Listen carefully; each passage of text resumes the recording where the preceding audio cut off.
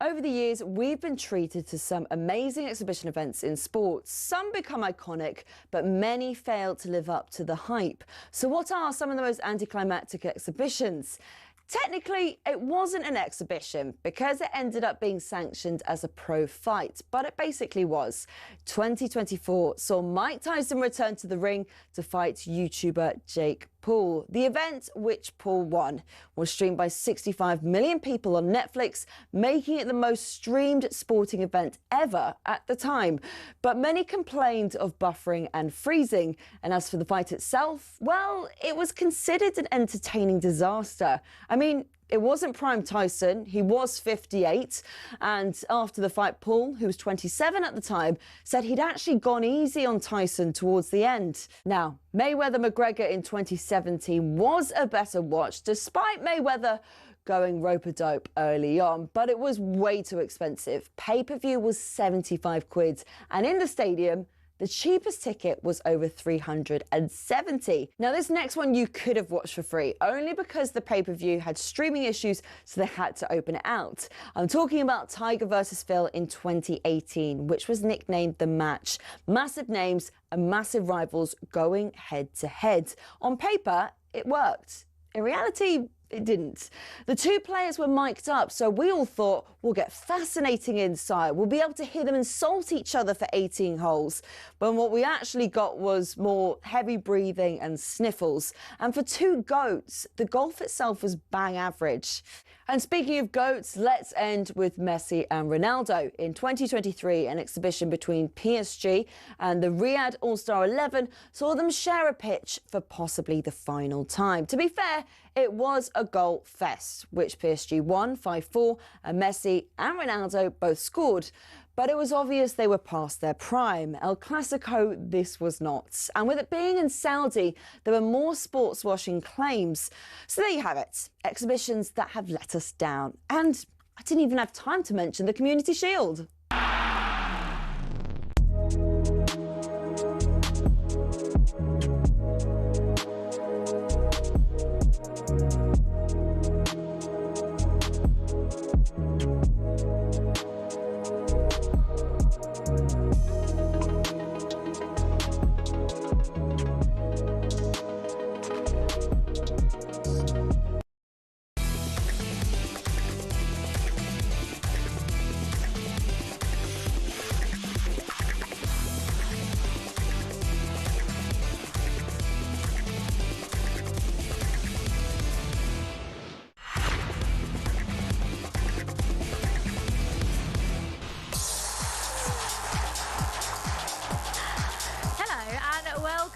To Transfer Insiders on talkSPORT. I'm Olivia Buzaglo. Alongside me is talkSPORT's Kweku Afairi.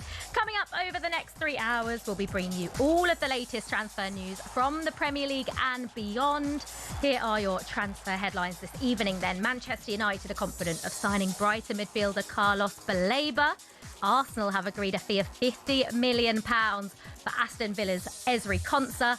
And Tottenham Hotspur are working on a double swoop for Manchester City forwards Omar Marmoush and Savinho. This is the Transfer Insiders on talkSPORT.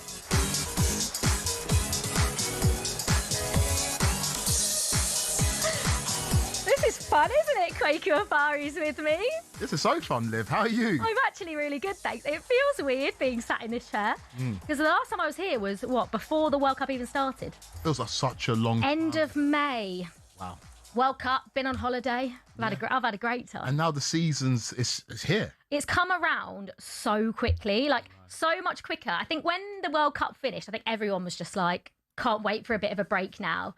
I mean, I like the little break I had with no football, but when I got back, I was like, itching for it. Get me back. But it's like, as a Chelsea fan, obviously, last summer had the Club World Cup, then we had the season, then we've got this World Cup, and back into this season. Obviously, there's so much to get into and so much narrative as well. So many different clubs this season. Yeah, there is. We promise you it's not going to become transfer talk Chelsea, transfer Chelsea. We've been warned that we're not allowed to talk about Chelsea. Yeah, Chelsea Insiders, actually. Chelsea Insiders. Chelsea Insiders. It's not going to be that. No, we're not allowed. I'm sure we'll have plenty of people calling up complaining if we're talking about Chelsea too much. I was at the Premier League launch night the other day. How's that? unbelievable. The new studios are Kensington Olympia.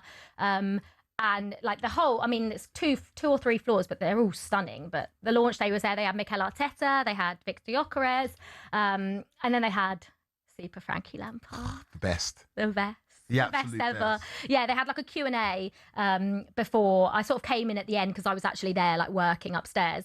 And then afterwards, sort of came down and he came over, and it's always a bit weird for me because I've worked with Frank Lampard, and it sounds weird to say he knows who I am.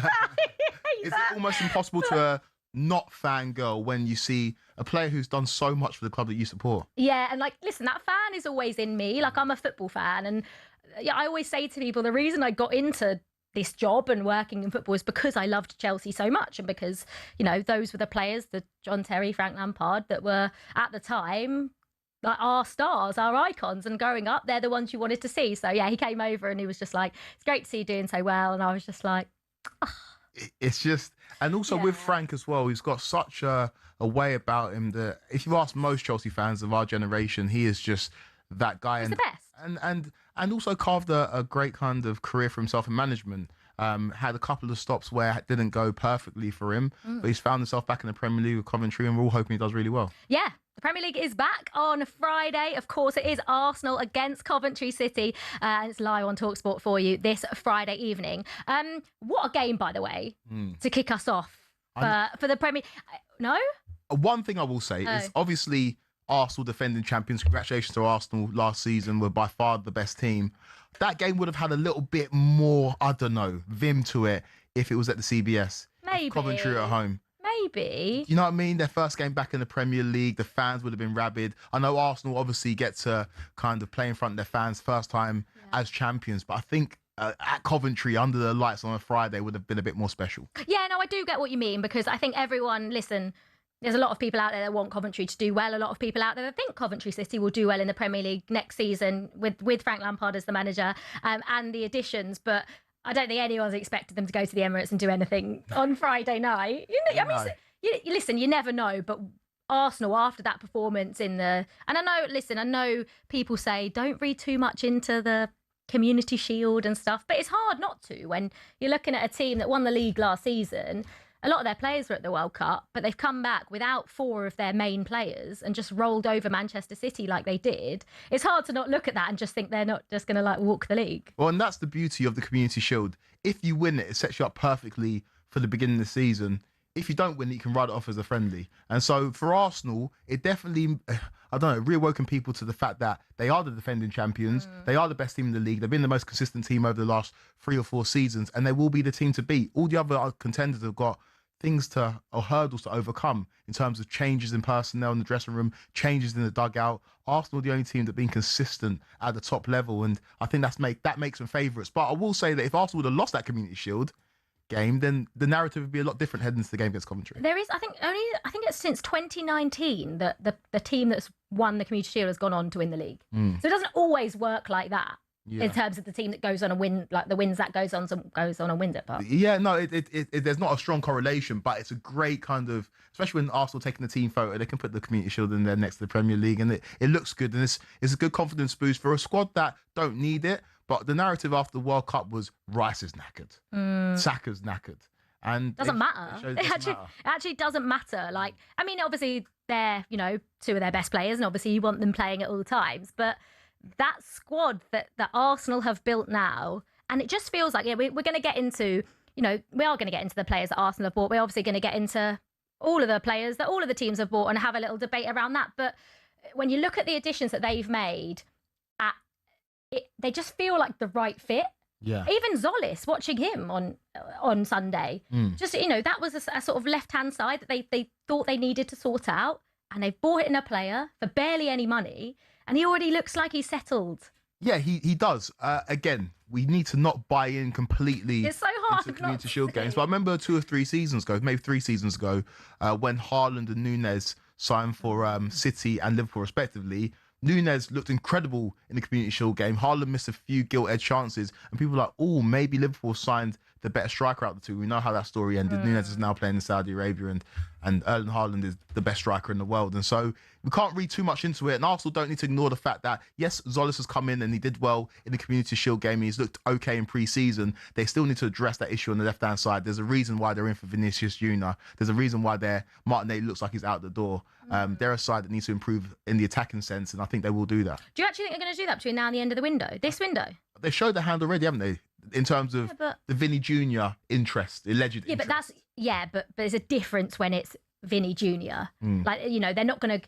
A lot of people, if they had or heard of even the tiniest maybe option of that happening, would have gone for it. Arsenal are probably only in the position where they can actually go and buy him. You know, Manchester United are still Manchester United. Man City without Pep, not so sure. But because he was available, they've gone, but I think that doesn't mean that they're going to just go out and just. It's important to improve and strengthen when you're on top. And that's what Arsenal have done in signing of Guimaraes. That's what Arsenal have done with the impending signing of Ezri Konsa. And I think when you showed your hand and shown that you've got 140 million pounds in the kitty and potentially 500 grand a week worth of wages in the kitty as well, go and spend that money on the player. They might not be as good as Vinicius Junior. They might not be as impactful, but it's definitely a side you need to improve after losing Trossard. Is there going to be a title race?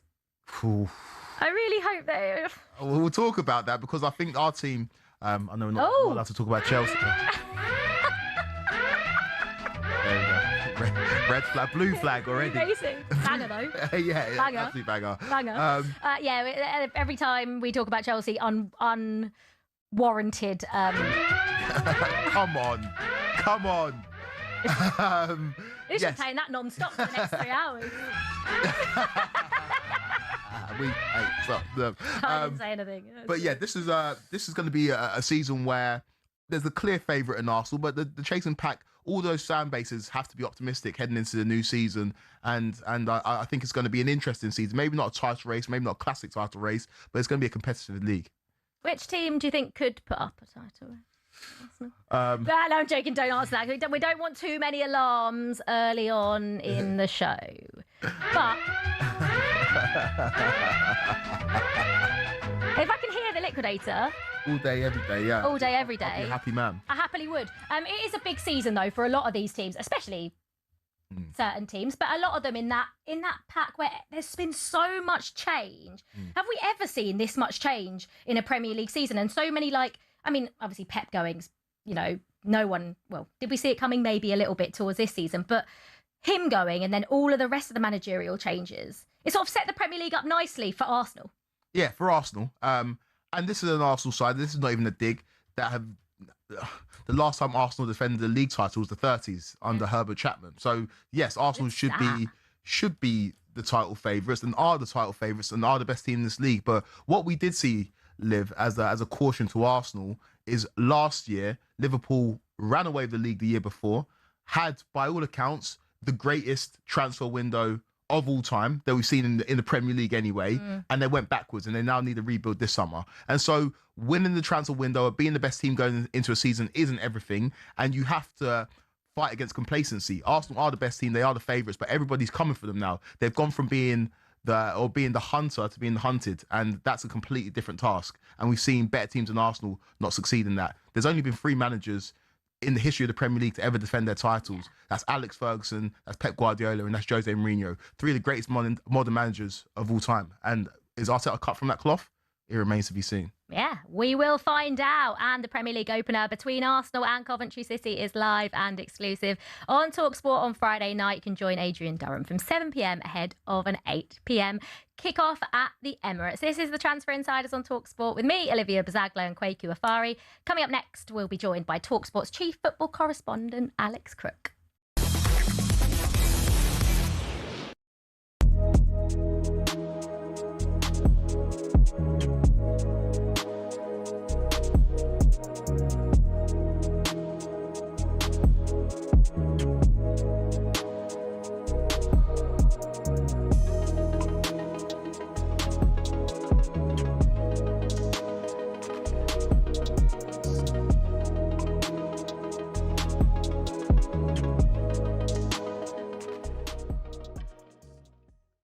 I put it on silent and plane mode the whole time I was on holiday. Good lad. I did message you and you pied me. Well, I was like, it's fine. Well, I didn't get it. Fine. I didn't get the message. Yeah. Anyway, I'm back now, right? Yeah. And I've got a little surprise for you. Oh, you got me a present. I've got you a little prize. What you got me? I've got you. What you got me? Ah! He's got me a Jason Cundy Tottenham shirt. There you go, mate. You wanted one. Is this official your shirt? That's the official, This right? is a match-worn shirt. It's a match. Well, probably match on the bench. That's amazing. I've got a little Sharpie here, mate, and I'm going to sign it in the break. I want you to sign it. We have to come up with something. What are we going to put on it? Dear numbnuts. And that's amazing. Thank you, mate. Yeah. Oh, look at that. It's in my mum and dad's house. That's so good. There you That's go. fully fledged. This is proper Premier League. Yeah. There you go, mate. thank you, mate. That's That's all going right, to go see? up on the wall. I Is it? didn't get you anything. That's all right. So, sorry. I didn't think we were exchanging presents. Well, no, it's fine. You asked. You did say to me, if I find one, can I have it? And there you go, mate. You found it. Well done. Found it, matey. That's so good. There you go. Fits as well. Fits. Excellent. I love the old shirts because they're all massive. Yeah. So I can get that on. Do you want me to sign it? You're going to stick it on your wall? You're going to. Yeah. Of course I want you When to. Spurs play, you might wear it, Jay. No. Yeah, what's number 26? No, I got bumped out, didn't I? Jurgen Klinsmann took me 18. Yeah, and that's Ledley King's number as well, isn't it? Literally, Cundy's the worst player to wear number 26 for Spurs.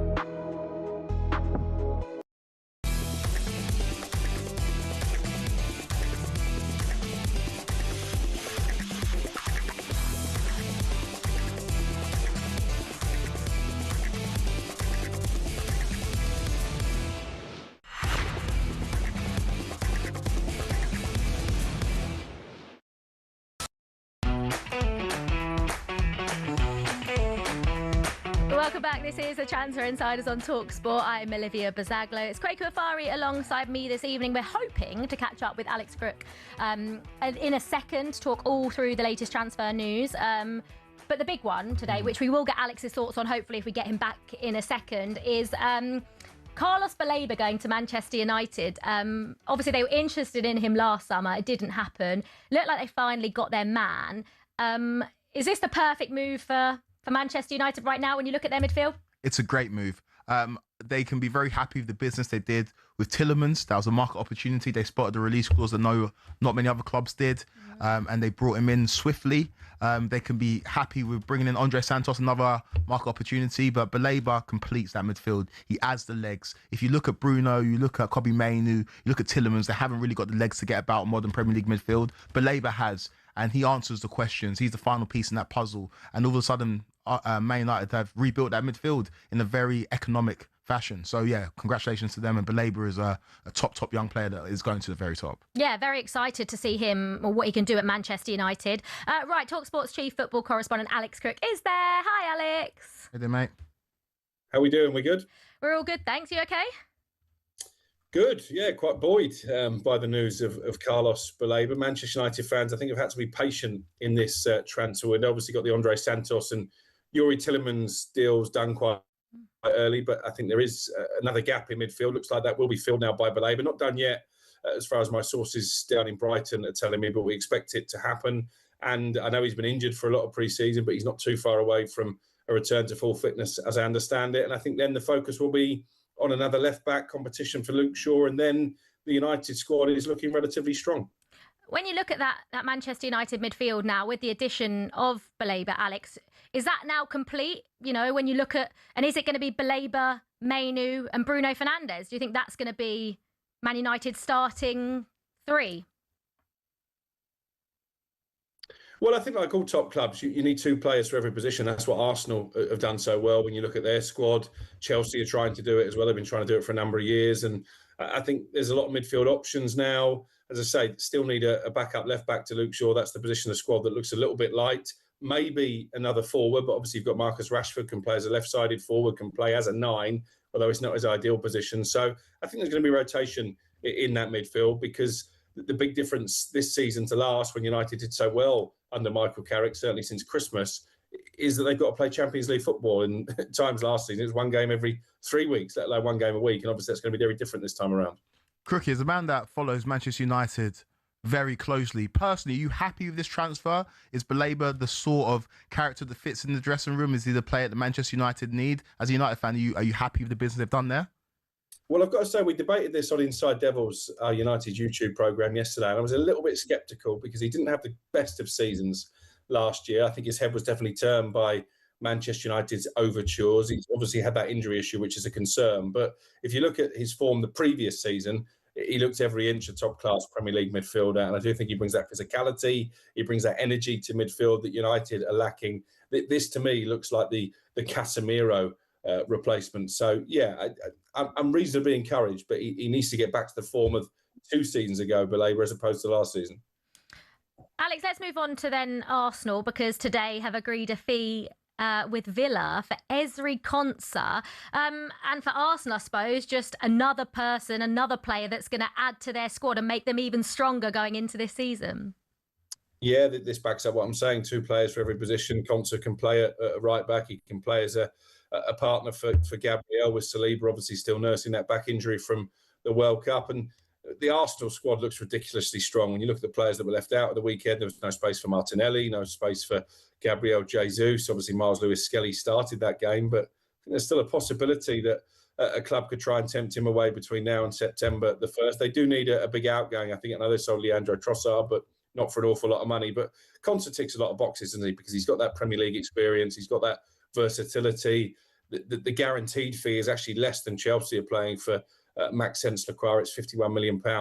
With add-ons, those add-ons will take it somewhere near Aston Villa's £60 million asking price. But much like Bruno Guimaraes, who I thought was excellent in Cardiff in the Charity Shield at the weekend, he's not going to take any time to bed in Ezri Konsa, is he? He knows the league. He knows a lot of those Arsenal players from international duty. So this feels like a no-brainer. I'm a little bit worried for Aston Villa when you look at the quality of player that's been allowed to walk out the door this summer. Yeah, on that, with Villa, there's obviously the strong links. Ollie Watkins linked with a move to Saudi Arabia. He's a player that's been a great servant for Unai Emery. Should Villa fans be worried about this summer's window and the strength of their squad going into this new season? I think so, when you factor in that they're going to be playing Champions League football as well, and it's a difficult balancing act.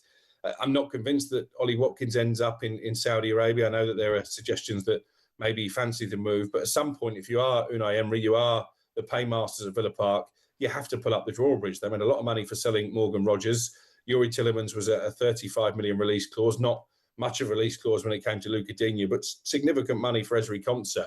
So you've got to think now when it comes to the financial rules, they're on the right side of the line. So sooner or later, surely you have to say, look, we've sold enough players this summer. We need to keep our best players now and give Unai Emery a squad to compete on multiple fronts.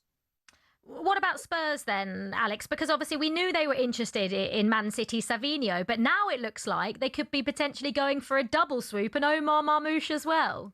Yeah, I first started to get whispers about this around lunchtime. There was a bit of interest from Tottenham in Marmoush, who obviously has had a decent pre-season, came on for Haaland relatively early in the Community Shield on Sunday, but I think he is a player that City are willing to listen to offers for. It's been a busy summer for Tottenham, but they're still lacking, I think, in the striking area, particularly if Dominic Solanke can't stay fit. He's not going to play week in, week out at Manchester City because Haaland is always going to be the first choice. So I think this could be a move that suits all parties. I've always expected the Savinho deal to happen, but I think this could be significant if Tottenham do end up buying both these players, That's going to give Manchester City, by the time you take into account the money they've got for Tijani Reinders from his move, and obviously Rodri has already joined Barcelona, a significant cash injection to then knock on Chelsea's door and bid for Enzo Fernandez. I know that deadline, 5 o'clock on Friday, has passed. I've always said on talkSPORT, I don't think this is dead. And I'm going to say tonight, I expect Manchester City to make a bid, a formal offer for Enzo Fernandez, maybe even before this weekend. Wow. Obviously, those talks have ramped up. We all saw Man City's poor performance in the Community Shield against Arsenal. They got their backsides handed to them. Enzo Fernandez, the fee that Chelsea reportedly want for him is 120 million. Will the bid that comes in, or the prospective bid that comes in from Man City, match that 120 million pound valuation, or does the price go up because they missed that deadline?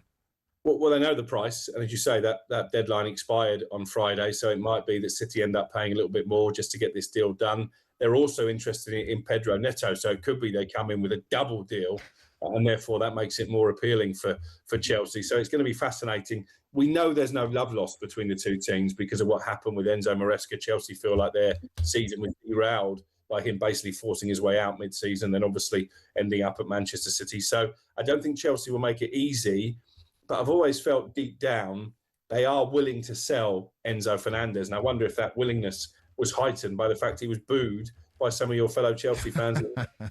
Had to throw that one in there, didn't he? Alex, thank you so much. Always a pleasure. No worries. Take care, mate. Thank you very much. That was talkSPORT's chief football correspondent, Alex Crook, there with the latest. Just a quick word on Manchester City. Do you think, like Alex says, he's very confident or seems very confident that a bid is going to come in for Enzo Fernandez? I mean, the double with him and Pedro Neto surprised me. I don't know if...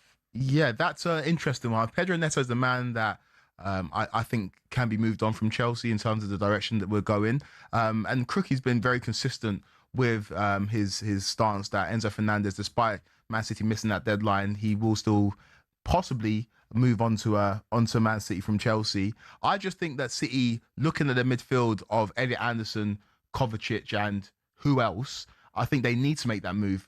Nico Gonzalez linked with a move to Newcastle. This is a City team that are trying to recapture the Premier League title. And I think as currently constructed, they can't do that. And so Enzo Fernandez has worked well under Enzo Maresca. They've got a good connection. I think that move could still happen. Does it put Chelsea in a better position now that they know that Manchester City might need another midfielder rather than just want another midfielder? Potentially in terms of the price. I think for Chelsea, they feel a bit scorned because of the situation of Enzo Maresca and the way that he left the football club and the way that he joined Man City, and hence why they're trying to draw a firm line in the sand. But money talks. And so I think it does make Chelsea position stronger. The fact that we know City need a player in that position, and the fee that we're going to get for Enzo Fernandez, Chelsea are going to get for Enzo Fernandez, is going to exceed the amount of money that Chelsea paid for Enzo Fernandez, which is always a good thing. Would you, if you had a choice, would you keep him or would you sell? If that City bid comes in and it's 120 million, would you keep him or would you sell him? Liv, I was always firm on the side of sell Enzo Fernandez. If you don't want to play for the football club, you can leave.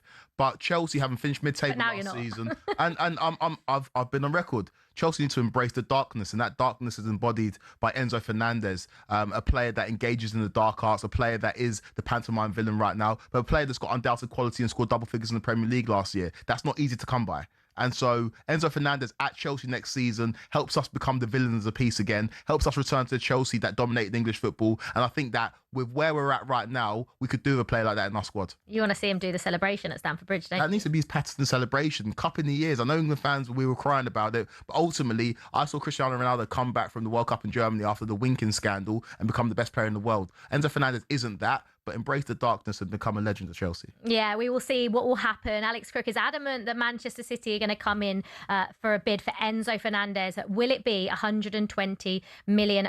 We'll have to wait and see. You're listening to the Transfer Insiders on talkSPORT with me, Olivia Buzaglo, and Kweku Afairi. Up next, we're going to be asking who has the best midfield in the Premier League, and is it now Manchester United now they look set to sign Carlos Baleba, or would it be Manchester City if they sign Enzo Fernandez? Give us a call on 03717 223344, or you can send your WhatsApp messages to the same number and text to 81089. We'll get into that next.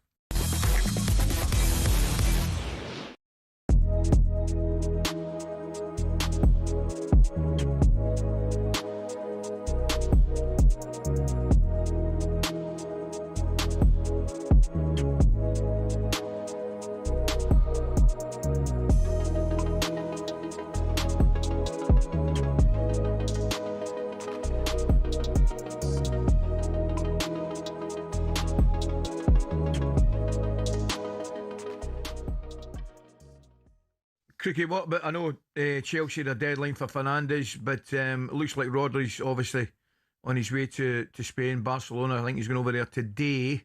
Would they go back in? It seems common sense, and particularly after watching that yesterday, would they go back to Chelsea, do you think, City? I think it's almost nailed on that they're going to chance their arm there. Rodri deal was agreed overnight, £65 million, which is always the magic number. As far as Manchester City are concerned, he's agreed a 4-year deal. They're going to sell to Gianni Reinders as well.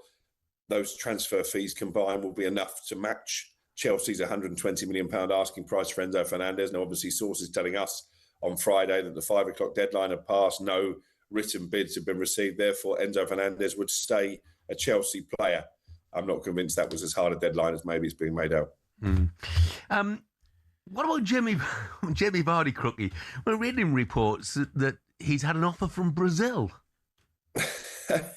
Well, that doesn't surprise me because Jamie Vardy still looks in top physical condition. Obviously did pretty well in his stint over in Italy. I think he'd prefer a return to English football, if I'm honest, but I wouldn't totally rule out a move to Brazil. Who knows, that might be the next chapter of the documentary that I've just started watching about his incredible career. But he's certainly got no shortage of interest. Sheffield Wednesday, his boyhood club, have chanced their arm, but I think financially that's quite a difficult deal for the Owls to do.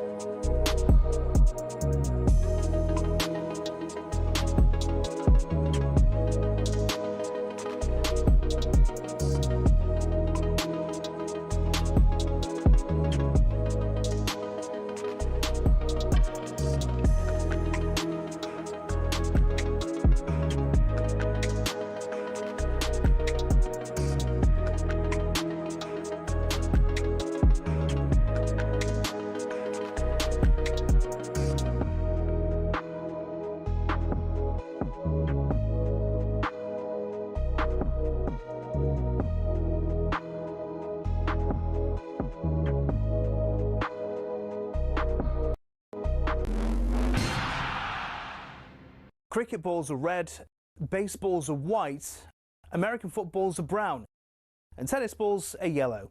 We don't even think about it really, but the story behind the tennis ball is actually quite interesting and even involves Sir David Attenborough. I know, here's the tale. Tennis has its roots in 12th century France when people used to make balls from all sorts.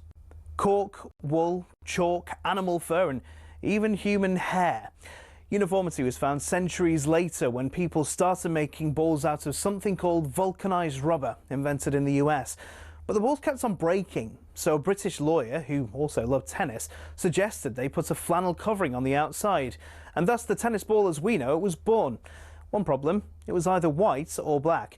And when the controller of BBC Two, Sir David Attenborough, decided Wimbledon would be shown in colour on the BBC in 1967, no one could actually see the balls on telly.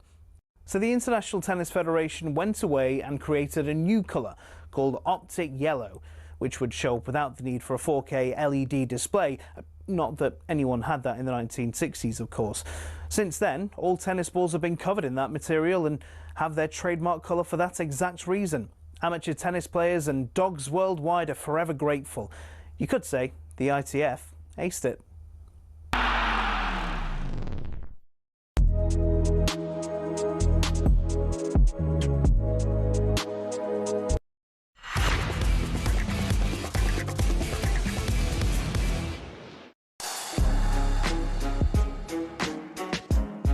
Kweku started touching the, what was this, a desk, thinking it was touchscreen. It was trying to scroll up on the tweets. No, sorry, it's not. There's a mouse there. All right. You can use that. So, yeah, if you want to read anything out, let me know.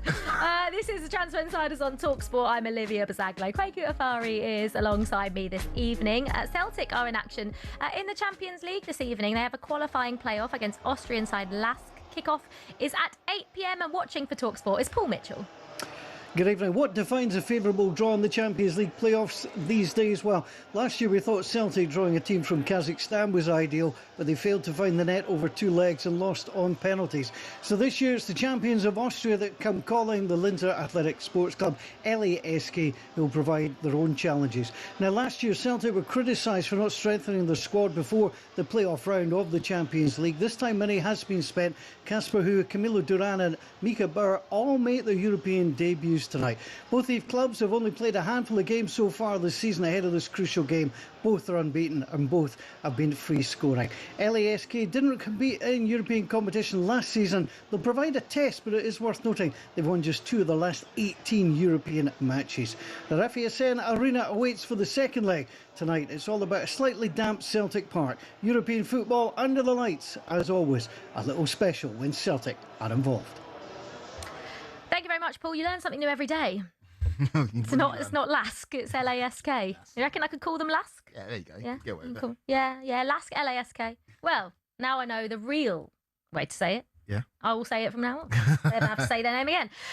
Right. talkSPORT understands that Manchester United are confident of signing Carlos Baleba from Brighton and Hove Albion. They, of course, wanted him last summer, didn't they? It looks like they have finally got their man. And we also just heard from talkSPORT's chief football correspondent, Alex Crook, that he expects Manchester City to bid for Chelsea's Enzo Fernandez. But with all of that in mind, we want to ask you, who has the best midfield in the Premier League? 03717 223344. Give us a call, or 81089 on the text. We want to know if you agree with us. You're probably going to disagree because you just will. People will find something to disagree about. Right. We've sort of just tried to pick them based off of their best players, haven't we? We don't know what the starting 11s are going to look like when the Premier League starts. And not every team plays with a 3-man midfield. But we've gone, in terms of the list, with 3-man midfields and try to fit players in to assimilate with the teams they're playing for. Okay, right. So let's start with Arsenal. We've gone Declan Rice, Bruno Guimaraes and Martin Odegaard. Could have gone Eze. There's probably the 3 you would say. Yeah, and that's a really strong midfield. It's so Premier League coded, especially bringing in Bruno Guimaraes, he just fits perfectly, and it means that the other players will get a rest. That's a formidable midfield, and I wouldn't disagree with any fan that calls in and says that's the best midfield. But for me, it just falls short. Oh, just Arsenal fans are not going to like that. That is, undoubtedly one of, and I think it would probably be in most people's top 2 because, I mean, Declan Rice is Declan Rice, but when you add Bruno Guimaraes to that, obviously Martin Odegaard as well. Right, Manchester City is an interesting one because I think previously you would have always said Manchester City have had one of the best midfields in the Premier League for the last however many years. But given all the outgoings at Manchester City and big players that have gone, realistically, with Nico Gonzalez being linked to Newcastle, we didn't put him in. So at the moment, we've gone Elliot Anderson, Mateo Kovacic and Rayan Cherki. Which I think it's just, obviously we're so used to Rodri and Bernardo Silva and Kevin De Bruyne in midfield. But actually, when you look at City's midfield, they're the players they've got right now. Yeah, if you look at the amount of experience and quality that's exited the Etihad in the last couple of seasons, it's crazy. Kevin De Bruyne is one of the greatest Premier League midfielders of all time, not there anymore. Bernardo Silva, one of the greatest Premier League midfielders of all time, not there anymore. Rodri, not there anymore. And all of a sudden, you look at this City midfield, and that looks like the weak spot of their team. And Pep Guardiola, as a former midfielder, used to place so much emphasis on his midfield. And now you're looking around at Mateo Kovacic in 2026 and saying, is that your solution? I think City might be in a little bit of trouble. Elliot Anderson, I'm on record with saying I'm not his biggest fan. He's a very, very good player. Love Elliot Anderson. He's a very, very good player, but I think he came to Man City with the thought of maybe having his hand held by Rodri for at least a season. Maybe. And now he has to be the linchpin of that midfield and has to be the experience and the legs and the drive in that midfield and try and win a Premier League title, having never played at this level before. I think it's going to be a hard ask, and they're definitely not the best midfield in the Premier League. Okay, next up is Chelsea. Chelsea's midfield is Moises Caicedo. At the time that we sat here in the studio, it's Enzo Fernandez. Whether or not he'll be maybe put into City's midfield next week, we don't know. And Cole Palmer. And actually, when you think of like the levels that those players have reached, and you know, we've seen the levels Moises Caicedo have reached. We know what Cole Palmer did a couple of seasons ago. If they can all reach their level at the same time. That is a frightening midfield. Yeah, 100%. We can't deny that Caicedo, he dropped off a little bit last season. Cole Palmer dropped off last season. Enzo Fernandez had his best season in the Chelsea shirt, but ultimately it resulted in Chelsea finishing 10th. And so on paper, that looks like a good midfield. And if everybody's at their best, that's a quality midfield and definitely one of the best.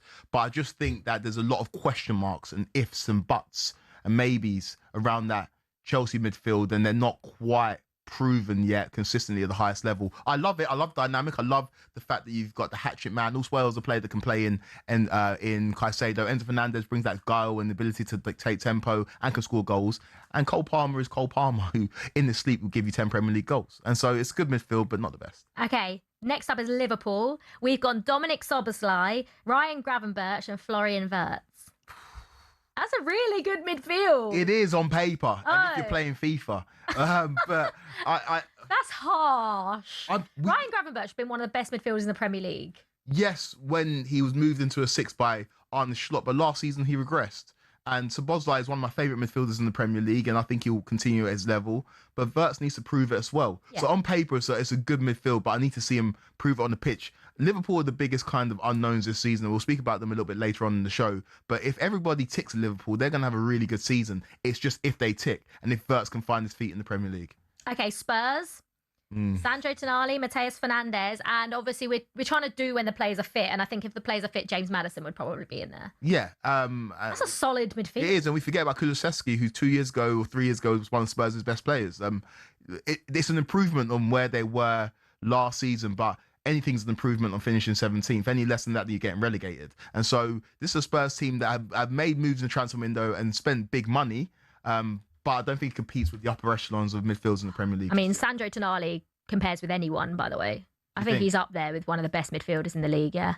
Let's see. But we will see. But I think what he did next to Bruno at Newcastle, I think was unbelievable. And I think you could make a case for those two being the best when they were at Newcastle. Oh, Newcastle midfield over the last 2 or 3 seasons with Tonali and Guimaraes and Joe Linton had the perfect blend in terms of Premier League midfield. Obviously, it's been ripped apart now, but yeah, I look at this Spurs midfield as a wait and see. Let's see how these players perform, but very, very good, and it's good for Spurs fans that they've been decisive in this window. Yeah, I think Spurs have made some actually very good signings. I wonder if there are any Spurs fans out there that are listening or watching that think that you have the best midfield in the Premier League. Sandro Tonali, Mateus Fernandes and James Maddison. Can that compete with the likes of Arsenal's and Chelsea's? And the final team, and the reason I suppose we're doing this is because it feels like Carlos Baleba is close to becoming a Manchester United player, which basically one of my mates who's a Manchester United fan put in a group chat, we've got the best midfield in the league.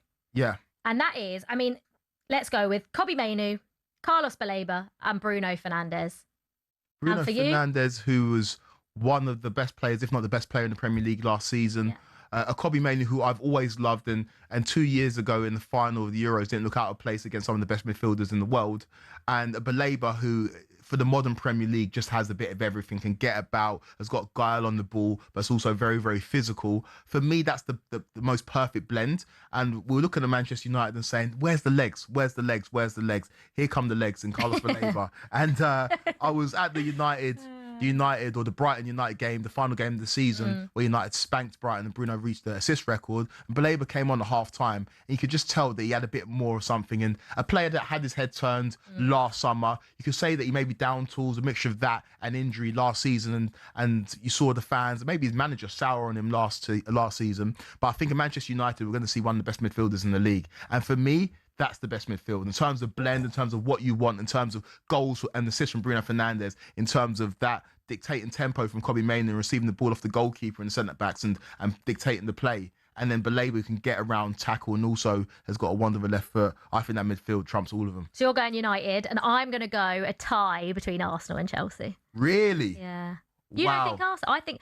Well, I just think, I mean, we all know how brilliant Declan Rice is, right? But I just think adding Bruno Guimaraes to that. And listen, obviously, Martin Odegaard, we know the levels he's reached previously. We know by his own standards, because he set them so high, was that last season he maybe didn't reach those. But I mean, if the Community Shield is anything to go by, which we don't know if it is yet, but if Martin Odegaard gets back to his best, then I think Arsenal's is the best midfield. But equally, I think Chelsea's is also so good.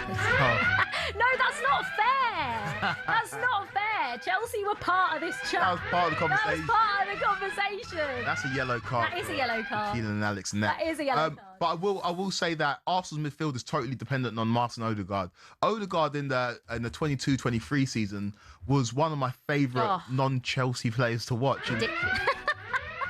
It's not. I mean, I'm talking about a different club.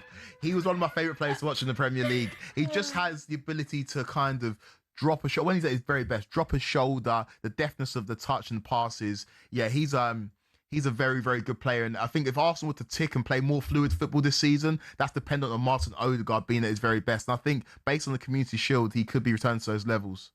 Right, okay, that's what me and Kweku think then. Let us know, 81089 on the text, 03717 223344.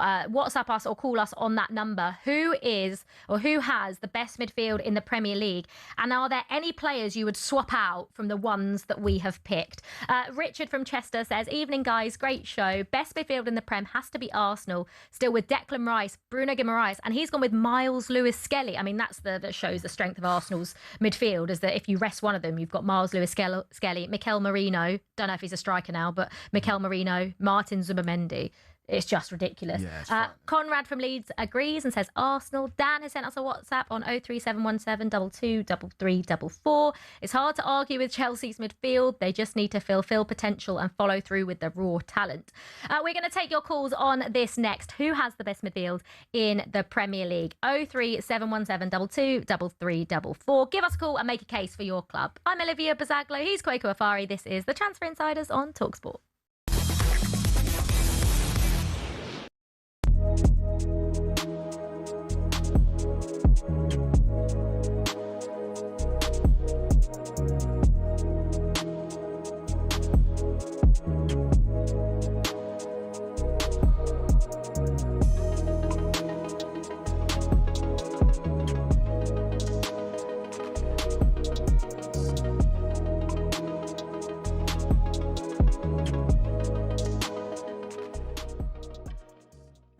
Danny, when you look at it, United in that fairly congested midfield area, say Baliba comes through the door, Tielemans is there, Santos, Mainu, Bruno Fernandes. Well, it's going to be a mighty old force in midfield, is it not? It looks a very strong group of players, all giving little different parts of what you want. A far cry, really, from what we've seen over the last couple of years. United struggling in midfield areas. And I think we're talking about one of the biggest clubs in the world. They'll be looking to try and compete for the Premier League and the Champions League in the next couple of years. Of course they will. That's the aim of a club like Manchester United. So you need at least 5, when you think about it, in the middle of the park who are going to be pushing each other, especially if they play a 3. You know, Bruno's probably the one standout, you say, in all the big games he's going to play. Yeah. He's got great durability anyway, and he's the match, the game changer, the match winner, the creative force, the goals. I would imagine for me, out of the others, I mean, Santos, Baliba, both young lads, both got more to come. Tielemans is more rounded, more ready to take that on. I think Tielemans. Where's it leave Mainu? A lot of people asking me to ask you that. Well, and what's your ideal starting 3? I think that would depend a lot on where they're at when they come in and how they adapt to the pressure and expectation of being at Man United, because that's never easy. I think initially he might go Tielemans, Bruno and Mainu, because Mainu knows what the manager wants already. I think Baliba will become one of the main men.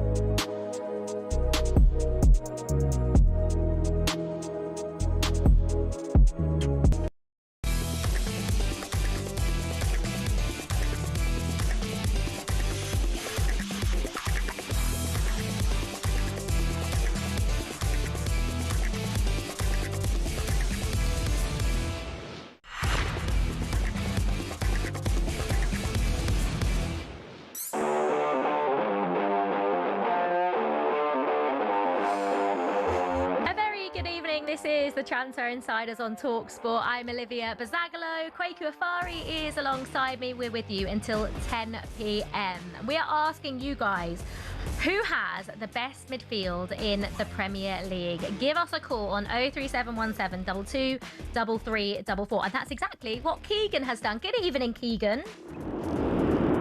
Hi, are you alright? Yeah, good. How are you?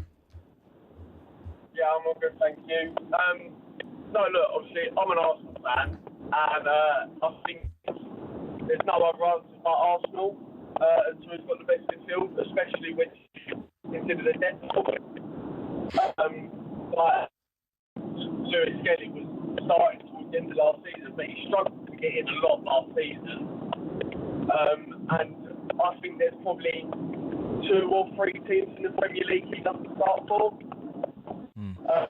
It's an interesting shout. I mean, we'll try and get Keegan back on because the line was a little bit, struggling a little bit. I mean, Keegan said because of the depth, you have to say Arsenal. But then we're not talking about the depth. We know Arsenal have got the best squad in the Premier League. Everyone knows that. Everyone can see that. But in terms of their 3, you wouldn't put Miles Lewis-Skelly in there ahead of Bruno or Declan Rice, would you? Well, some people wouldn't, but what I cannot forget is that in the Champions League final a few months ago, Miles Lewis-Skelly did not look out of place playing against the best midfield in the world. And so, yeah, if you're an Arsenal fan that's inclined to put Miles Lewis-Skelly in the midfield ahead of one of the other 3, out, though? Well, that's the question. It's horses for courses, right? If you're playing against a more technical side, or you're playing, you want to keep the ball a little bit more, you want to advance the ball, you can play Lewis-Skelly over Bruno Guimaraes. Yeah, but in the big, right, we're talking big games. I'm talking about Arsenal playing City, let's say tomorrow. Like in a competitive Premier League game, surely you're starting Rice and Bruno Guimaraes. I don't know. Really? I really like Miles Lewis-Skelly. No, so do I, by the way. I think he's a brilliant. Is there brilliant any player. bigger game than the Champions League final when he started that? True, yeah, true, actually. I think that Arsenal by far got the strongest midfield in terms of depth in the league, but I think just in terms of starting 11 and blend, I'd really like Manchester United. That's just my preference, but Arsenal can kind of hang the hat on the fact that 2 of those players have proved it. Odegaard's got a Premier League medal, and so is Declan Rice, and Bruno Guimaraes is a proven Premier League player. So if you're an Arsenal fan and you're saying Arsenal, then I can't really argue that. But for me, I like Manchester United's blend a little bit more. Okay, let's get Keegan back. I think, Keegan, have we got you there? Yeah, hello. Sorry, I was in my van and apparently the Bluetooth doesn't work properly, but I'm trying to turn Bluetooth off now, so we're all good. You sound much better. Just repeat what you were going to say, because I know you said about Arsenal's squad and it being so good and Miles Lewis-Skelly, there's not many teams in the Premier League he wouldn't get into. When I'm asking you what's your best midfield, would you say it's Rice, Bruno and Odegaard, or would you have Miles Lewis-Skelly in there? Unfortunately, I think it is with Bruno and missing Lewis-Skelly, but it's a tough one because on his day, like I say, I don't think there's many players better than him. The pass for the Calafiori assist, it hasn't. I don't think it's actually been spoken about enough because I mean. Like, you see Lionel Messi make them passes and it's the best pass on the planet. I do agree. I agree. You know, the way he let the ball run past him and still managed to pick that pocket under so much pressure is, at his age as well, is, like I say, I don't think there's many players that could do that at his age and at that level. Yeah. Keegan. I think you make a really, really good point about Miles Lewis-Skelly, and I think the fact that there was like even reports coming out that maybe he was going to be offered to some other Premier League clubs blew my mind, and I was like, if I was Chelsea, I'd be jumping at the chance to sign him. But I actually agree with Keegan as well. If that was a Lionel Messi that played that ball, people would be talking about it for days. Yeah. It was unbelievable. Keegan, thank you so much for calling in. Right. Kweku thinks it's Manchester United that have the best midfield. I wonder if Keith, the Manchester United fan, will agree. Come on, Keith. You agree. Keith, a very good evening. Are you going to agree with Kweku? Do you think you now, with the addition of Carlos Baleba, you have the best midfield in the Premier League? I would say United offers probably like a dangerous concoction this year that I have, just with the blend that we've produced. I think we've got like 2 really great leaders that Tillemans and Fernandez. I think those guys just know how to conduct themselves, and I think they're proper leaders. And I just think between that and Amenu, who looks absolutely fantastic, and I think he looks better with players that are leaders. And I think he just showed that last year. And I just think if that chemistry can sort of click early, I think it's going to be a very interesting Man United this year. I think Chelsea are potentially a bit flaky. I just think they're a club that... Flaky? Flaky? Yeah, I think they're sort of flaky. They're sort of hit and miss. No, they are. I don't see why. Yeah, and I think Liverpool are sort of in that sort of like same world, if you know what I mean. Yeah. And I think Arsenal. Obviously, I think the danger of Arsenal this year would be that they've tasted success, and deservedly so. And I think Arteta will drive them into like another formidable force, and they'll push game for game. But I think United just have this interesting chemistry, which I think people will see, hopefully. All right, And Keith, I'm hoping if you believe, if you think it's a dangerous concoction, and Man United finished third last season, you think you potentially, like I do, think you've got one of the best midfields in the league. What's the expectations for Manchester United? Finishing third, sure you want to improve. You saying title race this year? Only if they hit early, as in they start early. They show the fruits of, and I'm glad they've sort of signed Baleba now, as opposed to transfer deadline thing. So I think they are sort of like they have to hit early, get some points stacked up early. Otherwise, I could see it turning into Champions League's great for us again. But I think if United can click early, they're going to be dangerous. If they can hold tight there over the next 3-4 months, I think they're going to be dangerous for the title. So that's big shout. Keith, thank you so much for calling in. Manchester United's fixtures, by the way, just to start the season, obviously Hull away, Ipswich at home, Everton away before the Manchester derby. So, I mean, if you're looking as a Manchester United fan at those first three fixtures, you're probably thinking if we can get 9 points from Hull, Ipswich and Everton, it sets them in good stead for that Manchester derby. 100%. And this is an opportunity for Manchester United to finish ahead of City for the first time since 2013. Like this is a perfect opportunity to go into that Manchester derby with no fear and 9 points on the board and playing with the shackles off. And I know that Carrick did a great job last season, but that was with no European football and United out the domestic cups at the first chance. So I think this is a Man United team that have got a good thing going. I think the rest of the team needs work, but in terms of that midfield, I agree with Keith. They've got a dangerous concoction, and if things go right, Manchester United can have a very, very good season. Yeah, will Carlos Baleba be a Manchester United player very soon?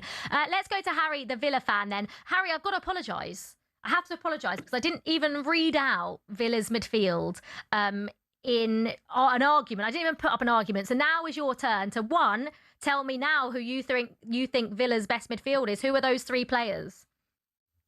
Yeah, nice to speak to you. We're always overlooked, so don't worry about it. Sorry. Right, so Villa's midfield, I think it's just overlooked as well all the time, and I think you've got your top six all the time, but we have been there or thereabouts. Yeah. We've got Kamara, Onana, and John McGinn. That is who we've got currently. Obviously, we've got rid of some players, Tielemans, like the last caller, United fan. Great, but it's not irreplaceable. We keep building on our midfield, so bar injuries, we brought in Joe Gomez now. We've got Buendia. Good signing, Joe Gomez. Absolutely. Obviously, Manzambi, who was the star of the show in the World Cup as well for Switzerland. And if you ask a lot of Swiss fans, they're saying, he could be like world class above Mboli and Shaqiri as well. So I think we've just got a lot to look forward to. And I'm not saying we're the best of the best, but I just think we're overlooked. And I think, just because we don't have maybe the Haaland up front or that pairing at the back, Saliba, Gabriel, our midfield does carry us a lot, and that we've kept that still, although we've got rid of Tielemans, and I think we'll still have a really good season next season. Harry, just before I let you go, I mean, you make a good point. I mean, I like Kamara for me is, oh my gosh, before that injury, unbelievable. What a player he is. And we know what John McGinn, everyone knows now and everyone's seen what he has done for that football club. You make a really good point about your midfield. You mentioned you don't have a partnership like Gabriel and Saliba. Well, you're definitely not going to next season, are you? Even if you maybe could have at some point, because it looks like Ezri Konsa is on his way to Arsenal. How are you feeling about Villa's summer? Because obviously, I know you said you've bought in players, but obviously losing Digne, Tielemans, Rodgers, there's rumours that Ollie Watkins, you know, we don't know. There's links with him in Saudi Arabia, Al Hilal, and now Konsa going to Arsenal. How are you feeling? Yeah, good question. I think if you ask any Villa fan, I think with that invested with Emery, it's kind of like what will be almost. And I think we've been there before with, you know, got rid of Grealish going back years now, and we've rebuilt better, and we've always put the money in good places. Our youth is coming up really good now.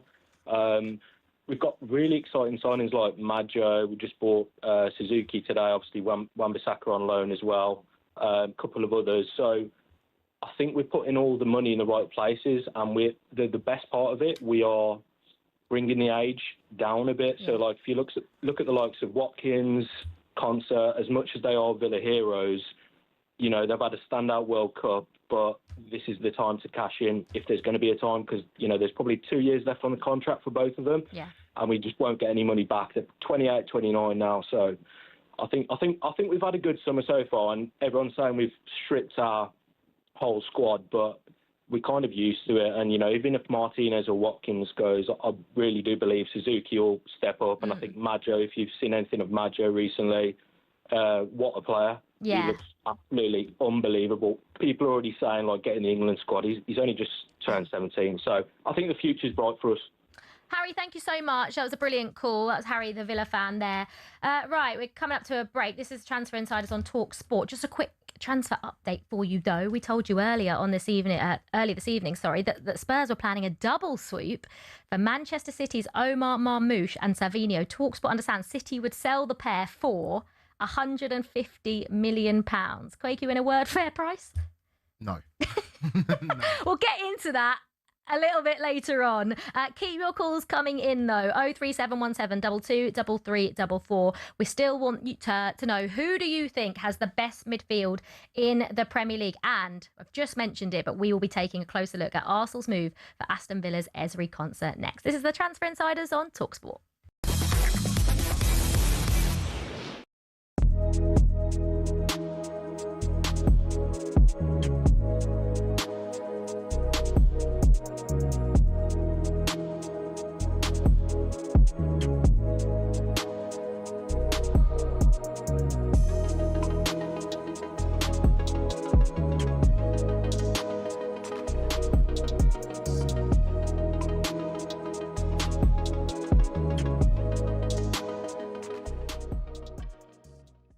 VAR, as we know, there have been so many mistakes, so many errors with VAR. Who let him let alone without VAR.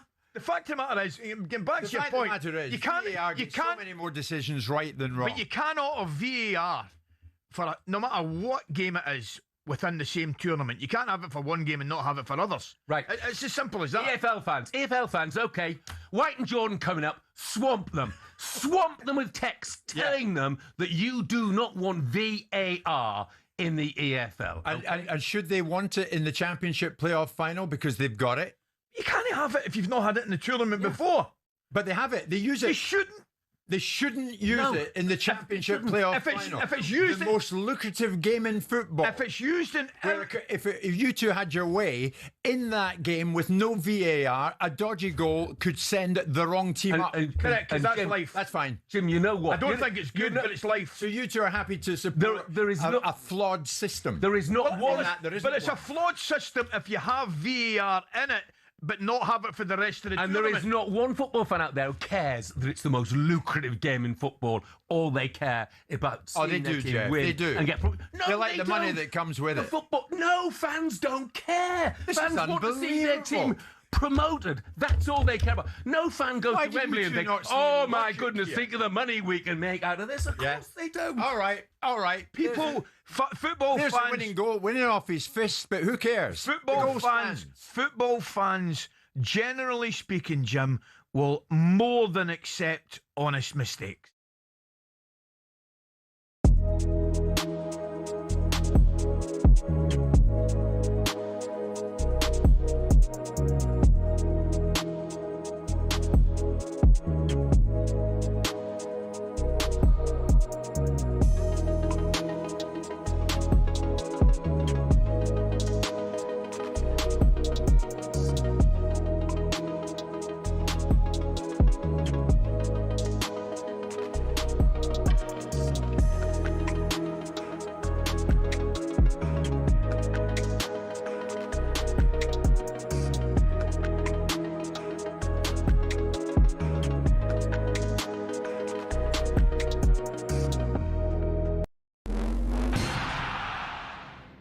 Let's be honest, we've all found ourselves raging at a referee's decision at some stage.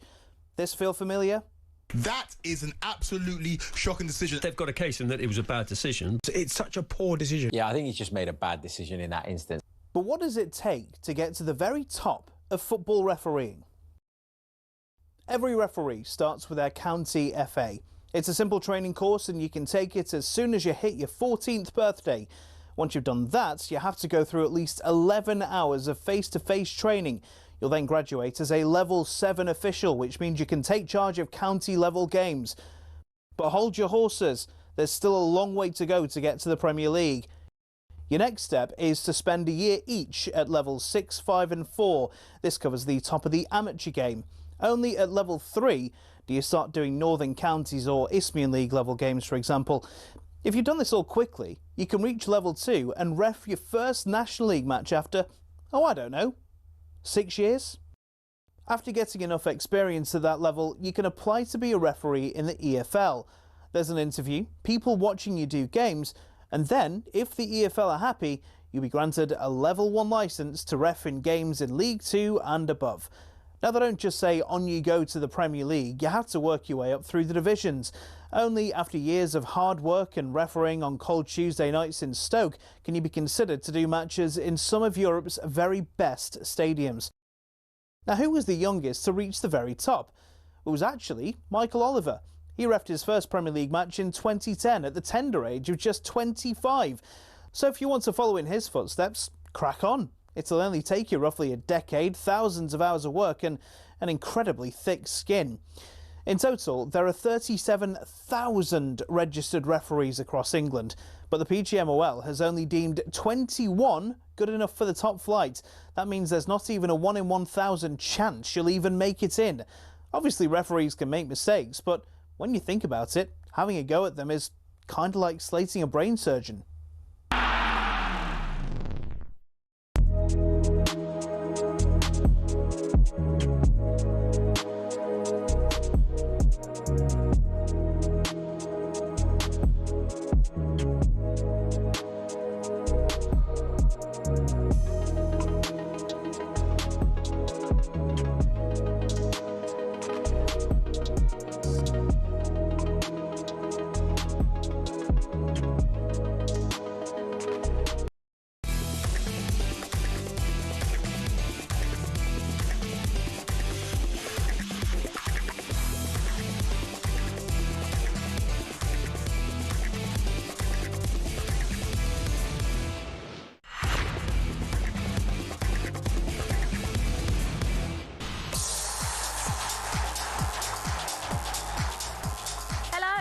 Welcome to Transfer Insiders on talkSPORT. I'm Olivia Buzaglo. Alongside me is talkSPORT's Kweku Afairi.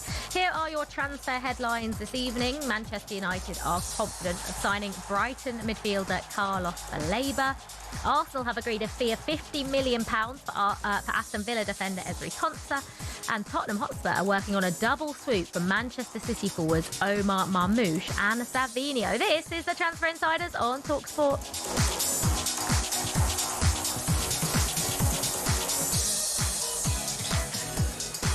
We'll get into Ezri Konsa's move to Arsenal in a second, but just quickly, we were talking about Manchester City potentially coming back with a £120 million bid for Enzo Fernandez. Now, talkSPORT understands that Roma's Manu Kone is also on City's list of targets.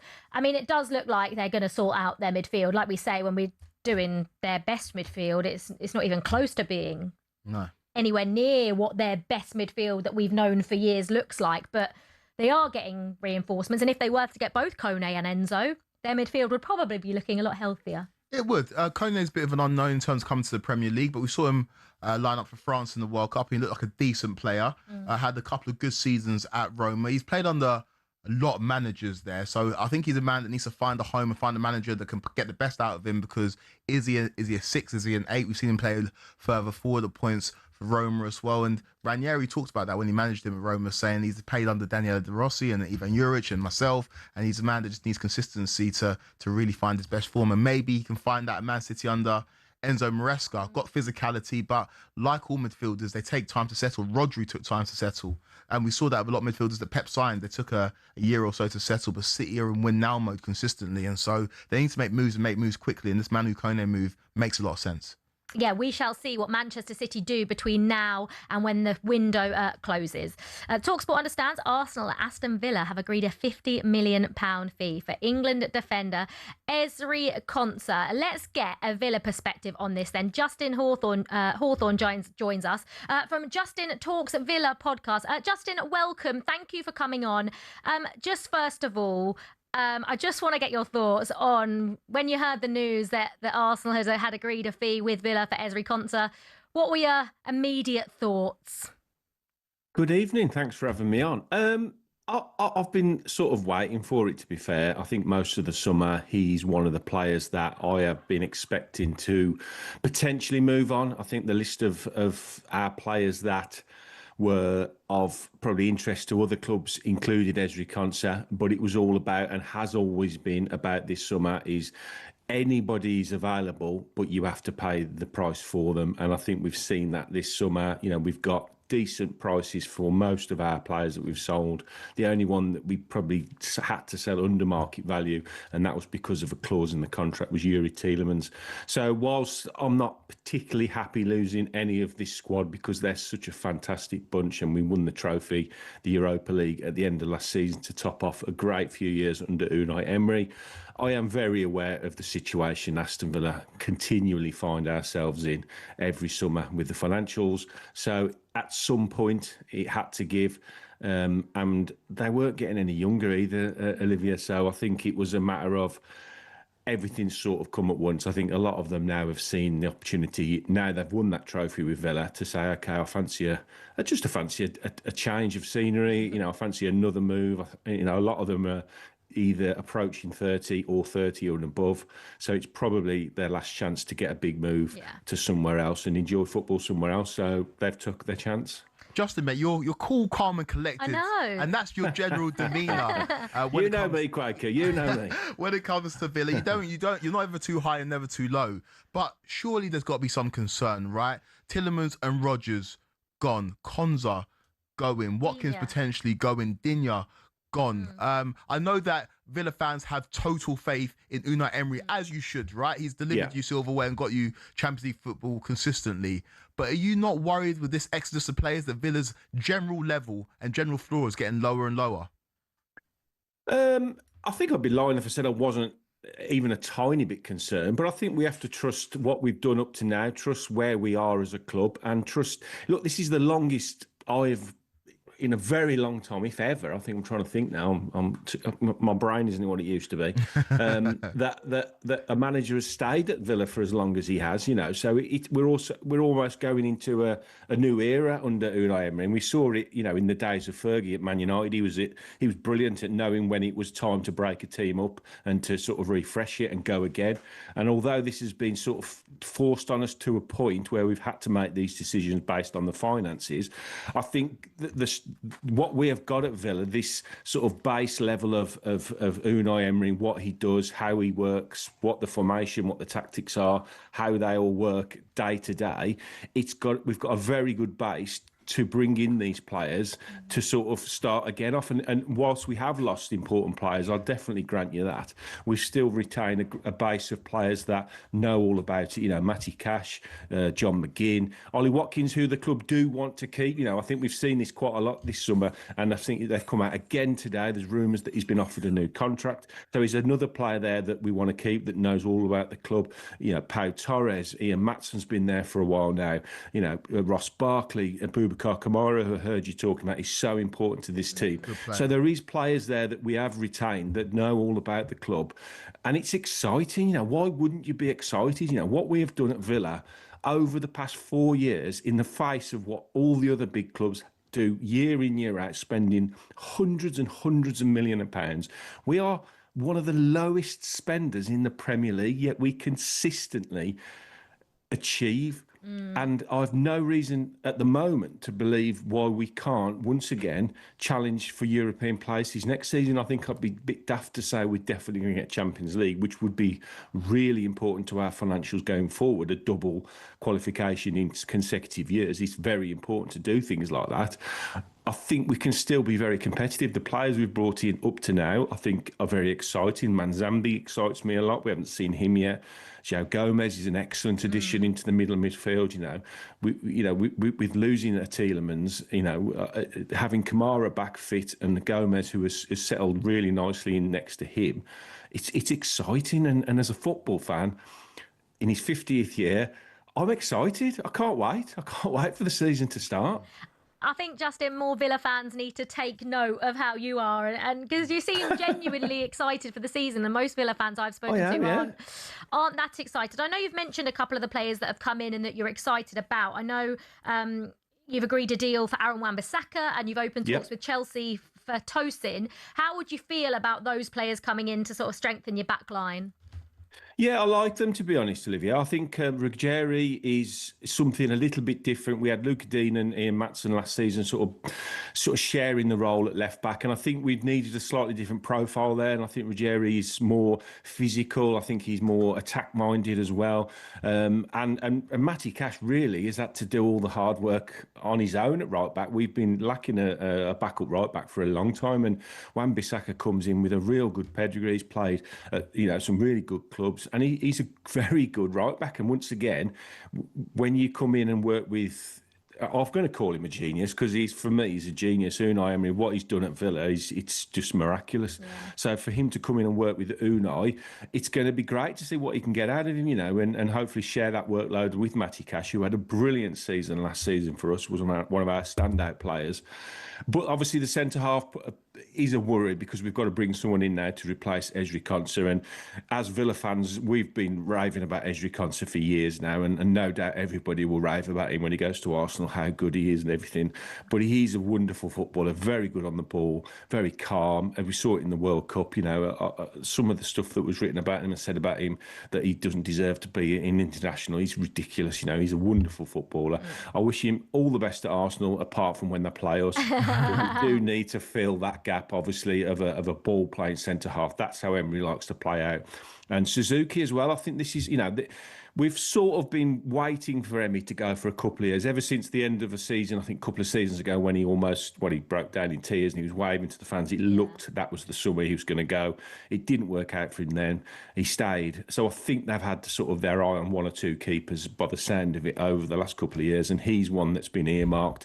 And I love his stature. I love what he brings. Look, he's not going to be Emi Martinez, we know that, but how can you replace one of the best goalkeepers, well, for me, I've ever seen at Villa? It's going to be difficult.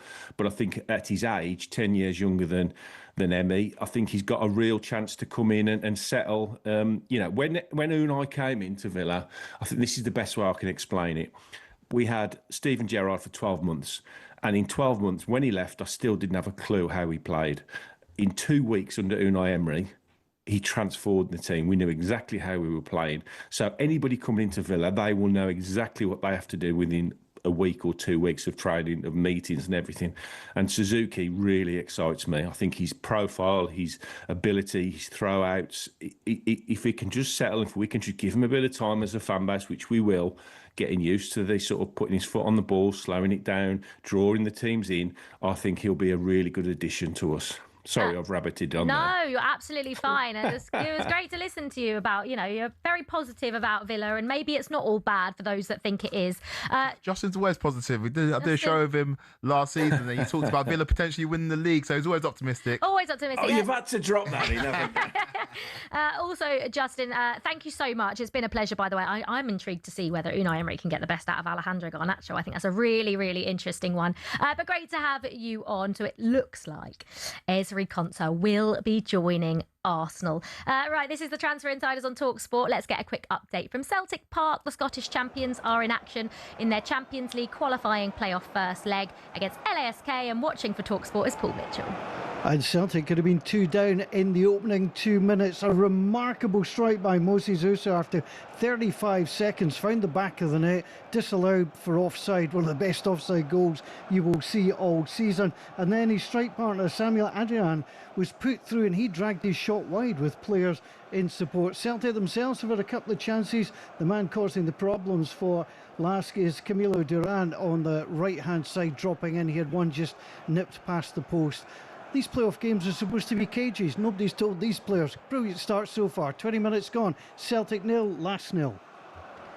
Thank you very much, Paul. Keep your text coming in. 81089. We're asking you this evening, which team has the best midfield in the Premier League? Edward has messaged saying, I love how everybody is sleeping on Villa again as usual. Not even in the conversation. I'm so sorry. So sorry. Not even in the conversation, despite us having Kamara in the 6, Joao Gomez in the 8 and Manzambi in the 10. We will be dangerous. Villa are always dangerous. That's a very good midfield. I just am not quite sure it's the Arsenal, Chelsea, United. Yeah, Villa are always dangerous, and the Villa fans are always crying about how they get left out and how they get forgotten about. It is what it is. You're either a big team. You have no care for those teams that are just can't really compete because of all this FFP. They're crying because they're outside the club. They can't get into the VIP, and that's what it is. I appreciate that it seems unfair in the modern Premier League, but maybe stop selling your players, and then you might be able to get into the club. And maybe if a player like Morgan Rogers chooses to go to a team like Chelsea, finish 10th over a team like Villa who finished the Champions League places, that tells you about hierarchy and food chain. I love you, Justin. I love you, Villa fans, but that's just the reality of the situation. Oh, God, feisty. We'll be taking more of your calls next. So if you agree with Kweku or you disagree, feel free to call 03717 2233 44. Who do you think has the best midfield in the Premier League? That is what we are asking you this evening. This is the Transfer Insiders on talkSPORT with me, Olivia Buzaglo, and Kweku Afairi. We're with you until 10 p.m. when the Sports Bar and Jason Cundy and Jamie O'Hara take over.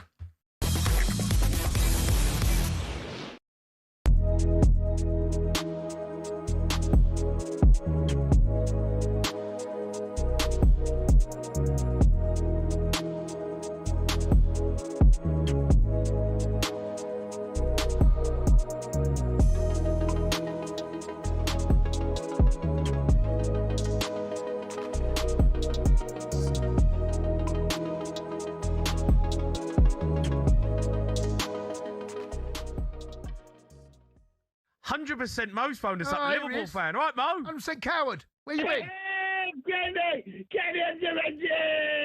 How are you, Mo? Where you been? Where you I've been? been here. Hey, I've been busy. Oh, of course you have. Where you been? What you been up to? It's like you, Jimmy G. Where have you been? You've not been here for a while. And neither has Candy. I mean, Candy's been trying to get his hair growing, but it's looking quite smart, Candy. Yeah, it's come back, mate. Back. The hair is back. Everything's... Are you going to be talking guff this season, Mo? What are you doing this season, Mo? Listen to that. Look, I've been listening to talkSPORT all day, and obviously been hearing the ex-pundits. I mean, what is this about Arsenal going to dominate? What is Martin Keown on? What is going on? They just beat a poor City side yesterday. It was only a friendly. I mean, what's going on? Arsenal not going to dominate. There's only one team who's going to dominate this league, and that is the boys. The best team on the planet, Candy and Jimmy J. The best team on the planet. You saw them playing yesterday. Wow. You know what, Candy? I can't wait to this league to start. I am telling you, we're going to win the quad, Candy. Quad, Candy. There it is. There it is. The quad. The quad's back out. Quad back. Listen, well, come on. Look. Why you got music? Why are you putting laughter track on, right? Look, let's be honest here, right? No, mate. Listen, Kenny, let's talk about your mob, Kenny, right? You shut up, yeah. Let's talk about your mob. You shut up, Kenny. You shut up. You can't talk. No, No. Mate, what's going on at Liverpool? What's going on, mate? What's happening in your place? Kenny, look. Kenny, we're the best team on the planet. You're not, though, are you, mate?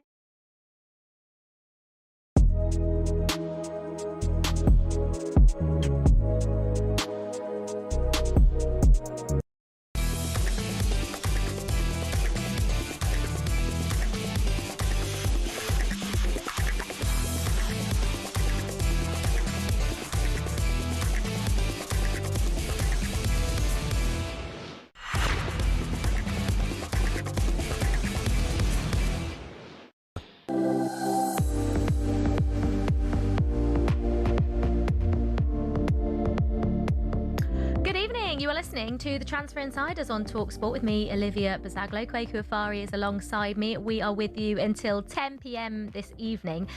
We've asked you who has the best midfield in the Premier League. Give us a call, 03717 223344. Right, let's go to Simon, the Arsenal fan. Simon, just first of all, welcome to Transfer Insiders. But first of all, would you say that your best midfield is Bruno, Rice and Martin Odegaard? Yes, Yeah. I would, yeah. The reason why I rang, I couldn't let you get away with calling Man United the best midfield. That wasn't me. That was not me, Simon. So you feel free to have a go at Kweku now. I'm going to. We literally have two midfields. We could go with Zubimendi, Rice and Odegaard, or Miles Lewis-Skelly, Bruno Guimaraes and Eze. And that's without counting Marino and Waneri and other players that are out for loan. I'm not disputing the merits of those players, Simon. I think those are very good players. I think Arsenal's strength, though, lies in their defence and their centre-backs. And we can say that the best three are Bruno Guimaraes, who we've not seen in an Arsenal shirt in a competitive game just yet. We don't count the Community Shield. Declan Rice, who looked knackered by the end of the last season, and Martin Odegaard, who hasn't shown his best form over the last couple of years, but was very good in the World Cup and did play well in the Community Shield. So let's see. I'm not disputing that Arsenal have got the most depth. Arsenal have got the best squad in the Premier League. When it comes to individuals and what I like, when it comes to midfields, I like Belaber's up and at 'em mentality and style of play. I love the composure of Kobbie Mainoo's ability to pick up the ball deep and alleviate pressure. And I just really like Bruno Fernandes's ability to put the ball in the back of the net and set up his teammates. And so Arsenal got Bruno is quality. I can't deny that. Yeah. But I do think last year Arteta had a bit of an issue. He had at the start of the year he had a lot of high technical quality players injured, so he had to play a specific way. And what we tended to do, obviously, is have one deep playmaker, but one deep six. But what that then meant is the other two both played as eights, which didn't work at all. We ended up being far too defensive and not seeing the best of Odegaard or Eze when he played. Both were expected to do too much work. I think what you'll see this year with Bruno and his line punching the ball through the lines, him sit alongside Rice, and then with Odegaard sitting more as a natural 10, then we'll see the difference. And Eze the same as well, with less tracking back to do, because we were far too defensive last year, and I'm sure that's not how he wants to play. Do you actually think that the addition of Bruno Guimaraes is going to make Arsenal play attractive football? Because listen, it worked last season, the defensive solidity that not a lot of teams could get past you. But I mean, and there's absolutely nothing wrong with that, because I have watched, I know they're going to play that alarm now, but Jose Mourinho's Chelsea. But it's the same thing, isn't it? Like, those Jose Mourinho, if you've watched the documentary, keep it going. Yeah, we love the Liquidator. We love it. Oh my. But you get my point, right? You get my point, Simon. At times it was terrible to watch. I honestly don't think that's how he wants to play. I really don't. I think it was because if you look at previous years, they were really exciting to watch. They were super aggressive, really high. I think it was at the start of the year they had no Havertz. They had So they had to, and they had no Saka. They had Madueke on the right, who I just don't rate at all. I don't rate Gyökeres at all. I mean, he's just really clunky, and so you're then having to play a specific way. You saw on Sunday with Havertz dropping deep and linking with the 10 and bringing the wide players in. It just looked much more fluid. I do think that's how we'll play this year, especially with Bruno, because he gives you a bit of both. He's able to sit in the middle and still punch balls through the lines. Yeah, no, I don't disagree. I think this is an Arsenal midfield that there's different ways to skin a cat, right? And they can do it physically, they can do it with technical ability. They've got a very, very good team, and I've made them Premier League favourites. But I just like a little bit of a different profile in my midfield.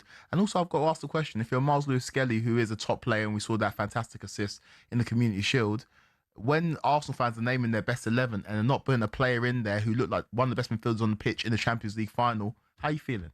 And I know that they've got a lot of games to play, and I know he's got an opportunity to impress in different situations. But if Arsenal fans are talking about the best midfield, including Bruno Guimaraes and Declan Rice and Martin Odegaard, and not Miles Lewis-Skelly, I don't know how I'd be feeling if I was him. Yeah, I wonder how true the reports were that were that Miles Lewis-Skelly was being offered to other clubs, but he will be a handy player. Arsenal have got so many games. Thank you so much for the call, Simon. That was great. Keep them coming in. 03717 22 3344. Who's got the best midfield in the Premier League? There has been a goal in the Champions League at Celtic Park. Here's talkSPORT's Paul Mitchell. And it's Celtic who have got it, so they've survived an awful start to take the lead. Came after 26 minutes. Good work down the right-hand side by Tierney. Crossed the ball in, it bounced off Hogvarth, and it was a wonderful finish. Benjamin Negron scored in every game this season, guided it in to the top corner. Fine finish from him, and Celtic find themselves ahead here. Celtic won, last nil. Well, could have been 2 down in 2 minutes, and now they are 1-0 up. I'm sure Celtic fans are loving that. Right, keep your calls coming in. 03717 22 3344. Your best midfield in the Premier League is Keenan, the Manchester United fan, and Greg, the Liverpool fan. Hold the line. We will hear from you in just a couple of minutes here on talkSPORT.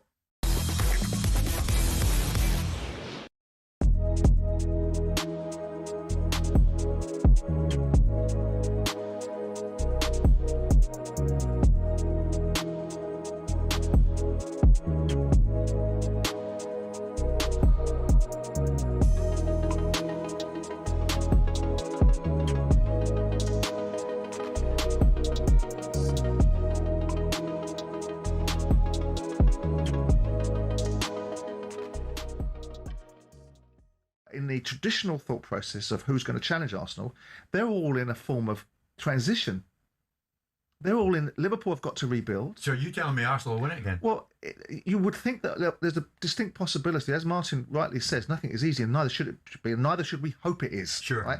But Arsenal are in the box seat. Yeah. And I don't want the narrative to be seeded because he'll start crying about it. But the fact is that you don't want them to still defeat from the jaws of victory, because it is theirs to win. Sure. They're the defending champions. They're in good nick. Let's not get into that. Let's not get into that kind of talk. They're in good nick. We'll get into some talk with some Arsenal fans very shortly, the narrative talk last season. Four games in last year, we're saying Arsenal had blown it. Yeah. Like, let's not get into all of that. It's theirs to blow. No. They can enjoy now. There's a new armoury. Who said that? This is a tough. They are winners, Jim. You cannot dispute that this season. Well, they are. But let me ask you this before we hit the 10:30 break. Arteta's next evolution, are the narratives of boring Arsenal and set piece FC now being wiped aside? Well, I'm not sure they were there anyway, because Arsenal, look, as I say, I didn't care if their winning goal came off That was a strong narrative the backside of Gabriel or not. 25 goals from set pieces. Look, whatever way they found to it, they'll be doing all of that again this year. It's every facet of their play. They'll try and pass the ball. Look how well they passed the ball yesterday when they went 2 or 3 goals up. The handbrake came off yesterday, and they got players in the final third. Well, that's the next step. Do you envisage a style change this season? Well, I think it's a dominance, really. They were allowed to play football yesterday. This is what you're up against, isn't it? But no, I mean, the manager wants to go to the next step. That is to control games more.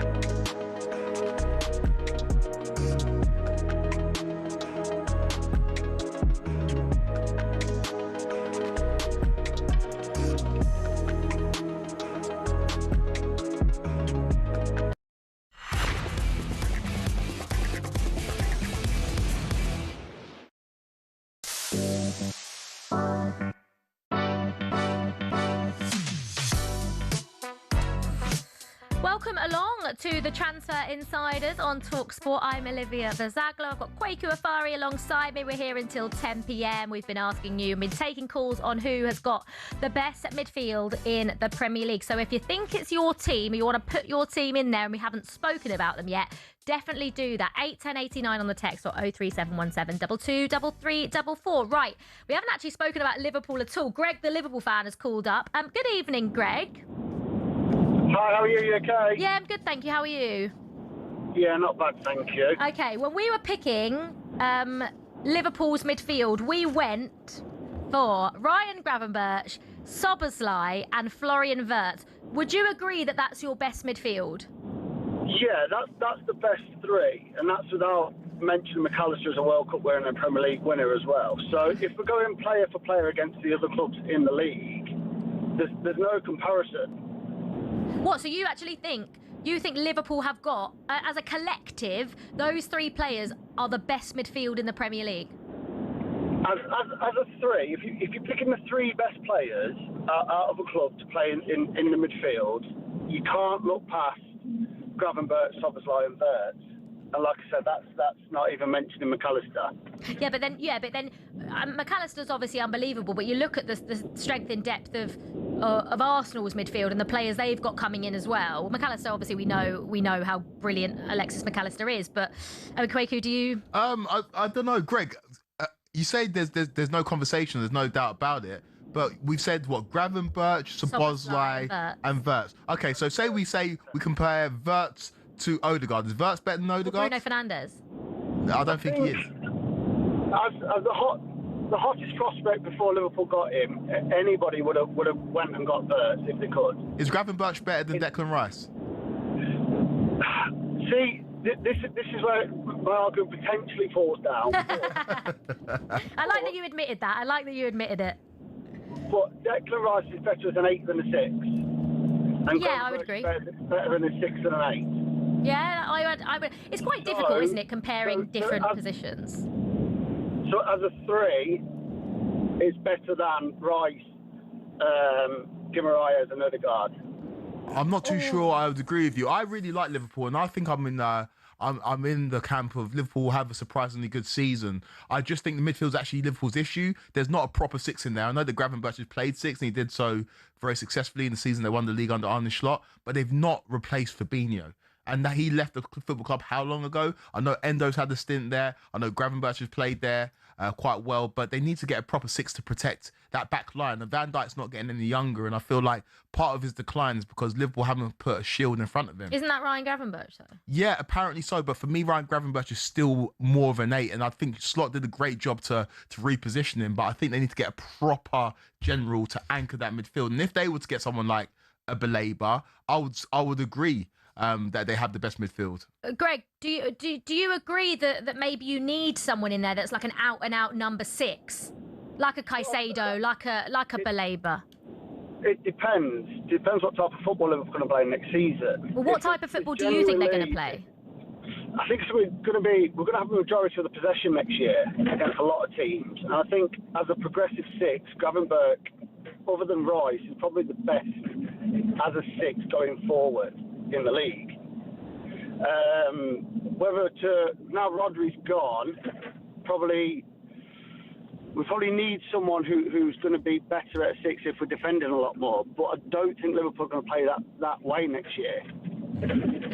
Interesting. Greg, thank you so much for calling in. Greg was making a case that Liverpool's midfield. No, I don't think anyone's going to be saying that. Other than Liverpool fans, maybe? Other than Liverpool fans, but even if you talk to Liverpool fans, we're going to talk about how optimistic or not optimistic Liverpool fans are this season. I just feel like they need to go and get that 6. They need to go and get that shield. They need to go and protect Virgil van Dijk. They need to add legs to a midfield that looked very, very leggy last season. And I think Iraola will figure it out, but that needs to be figured out in the transfer market as well. Yeah, it'd be interesting again to see if Liverpool do any business between now and the end of the window. They are interested in Bradley Barcola. That doesn't solve their midfield problems, but it would solve something because what a player he is. Right, there's been another goal at Celtic Park in the Champions League. Who's got it, Paul Mitchell?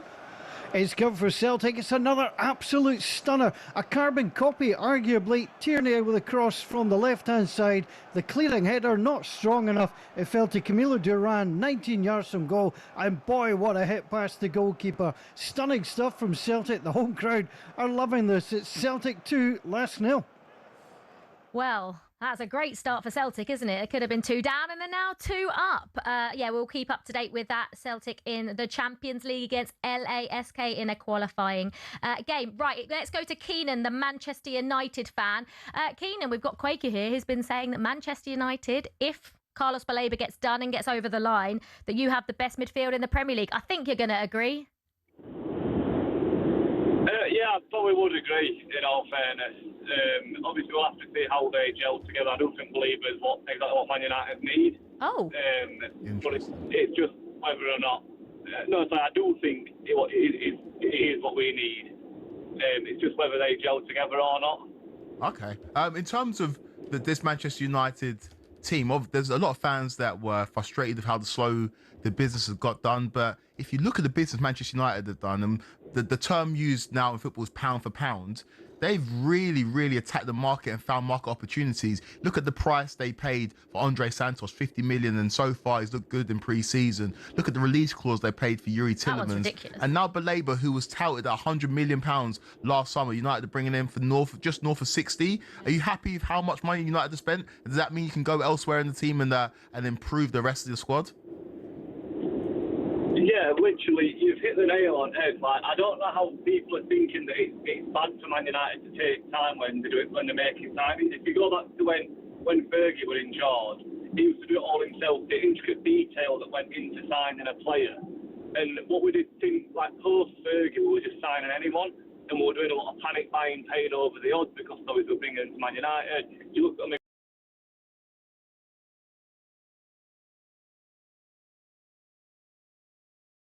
In the position that we need, and they fit a certain profile to what we need to play for Man United. So yeah, I agree. I think one of them this season is brilliant in the market at the moment. Keenan, when you look at, obviously, the midfield was an area in which Manchester United fans felt like they needed to improve, given, obviously, Casemiro left. Do you feel like that position's sorted now going into the new season? And given, obviously, Manchester United have so many games next season, is there anything else you would like your club to do between now and the end of the window? Yeah, I think for now, I think the midfield is okay. It's, as long as Believer does get across the line and it's confirmed. I would still like to maybe see a left back. I know Lewis Hall was a big talking point for us for quite a while, and possibly another centre back just because of the injuries that Martinez and De Ligt, almost guaranteed to pick up. And like you say, we're going to be playing in Europe next season. There's going to be a lot more games than there were last season. If we manage to maybe get just one of the two defenders, I'd be then tempted to leave it until January, see where we're at, see what injuries we do pick up and where we need to strengthen it in depth, really. But yeah, I think the midfield was the main thing for me, and we've looked like we've gone and done that now, so I'm quite happy to be there. Keenan, thank you so much for calling in. I'll be really sad if Lewis Hall goes to Man United. Yeah. I'll be really gutted. Yeah, same. Why would you be gutted? Because it's just another player that we've had there that could have been, we've obviously haven't spent admittedly a lot of money on our left back, but when I look at the way Chelsea are playing and the way that Done it again. Can't help it. Done it again. Yeah, I agree. I agree. Mean, what a signing that would be. Do you think if Manchester United get Lewis Hall, have they won the window? Do you know what? I don't like saying won the window anymore. Oh. I don't like saying have they had the best window out of anyone else? Yeah, they've had the best window. You can't win a window, Liv. We know what winning entails. You can win. You can win trophies. You can win a win. Stop being so logical. You know what I mean? Who won the window last summer? Liverpool. And when they finished in the league, what did that get them? I'm not saying it means anything. Yeah. I'm not saying they're going to go on and win the league. I'm not saying they're going to go on and there be in a title challenge. But when you look at just on paper at the additions and the money that they've spent, if they could get Lewis Hall over the line in a position that Manchester United feel they need competition for a player like Luke Shaw. Yeah. Surely that's a very, very good window given the money they've spent. Yeah, it's a very good window. But it means nothing according to you. Well, what did they get Liverpool last year? We were sat talking about Liverpool last season, saying they have had a generational transfer window, the greatest transfer window in British football history. Look at it: Isak, Ekitike, Kirkes, Frimpong, Verts.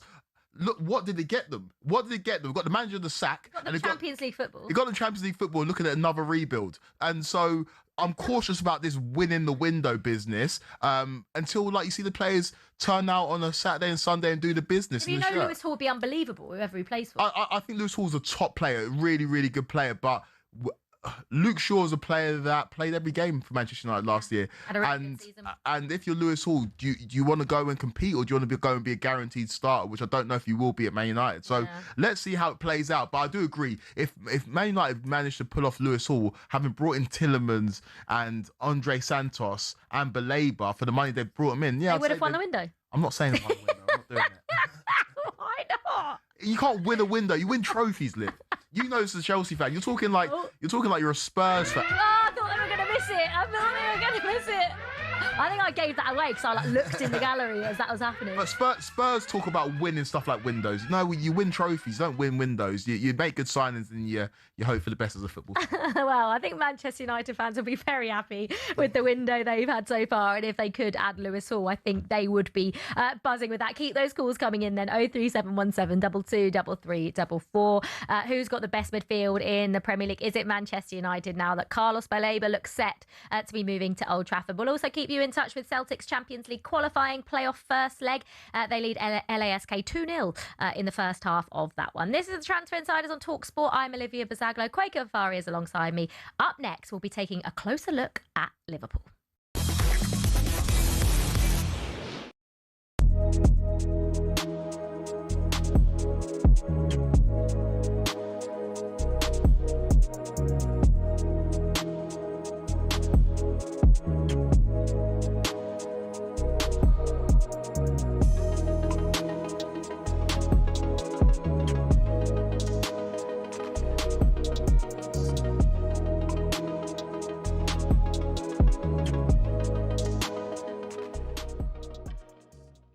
May as well get to it. Arsenal in advanced talks to sign Ezri Konsa from Aston Villa. Apparently Konsa has agreed personal terms, is that right?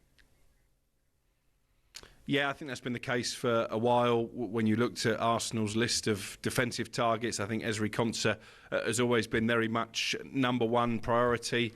Obviously going to be disappointing for Aston Villa to lose another of their key men from last season. Morgan Rogers having been sold to Chelsea, Yuri Tielemans to Manchester United and Luca Digne to PSG. So it has been a bit of a fire sale at Villa Park this summer. Emi Martinez could be on his way out as well, although that move to Juventus broke down.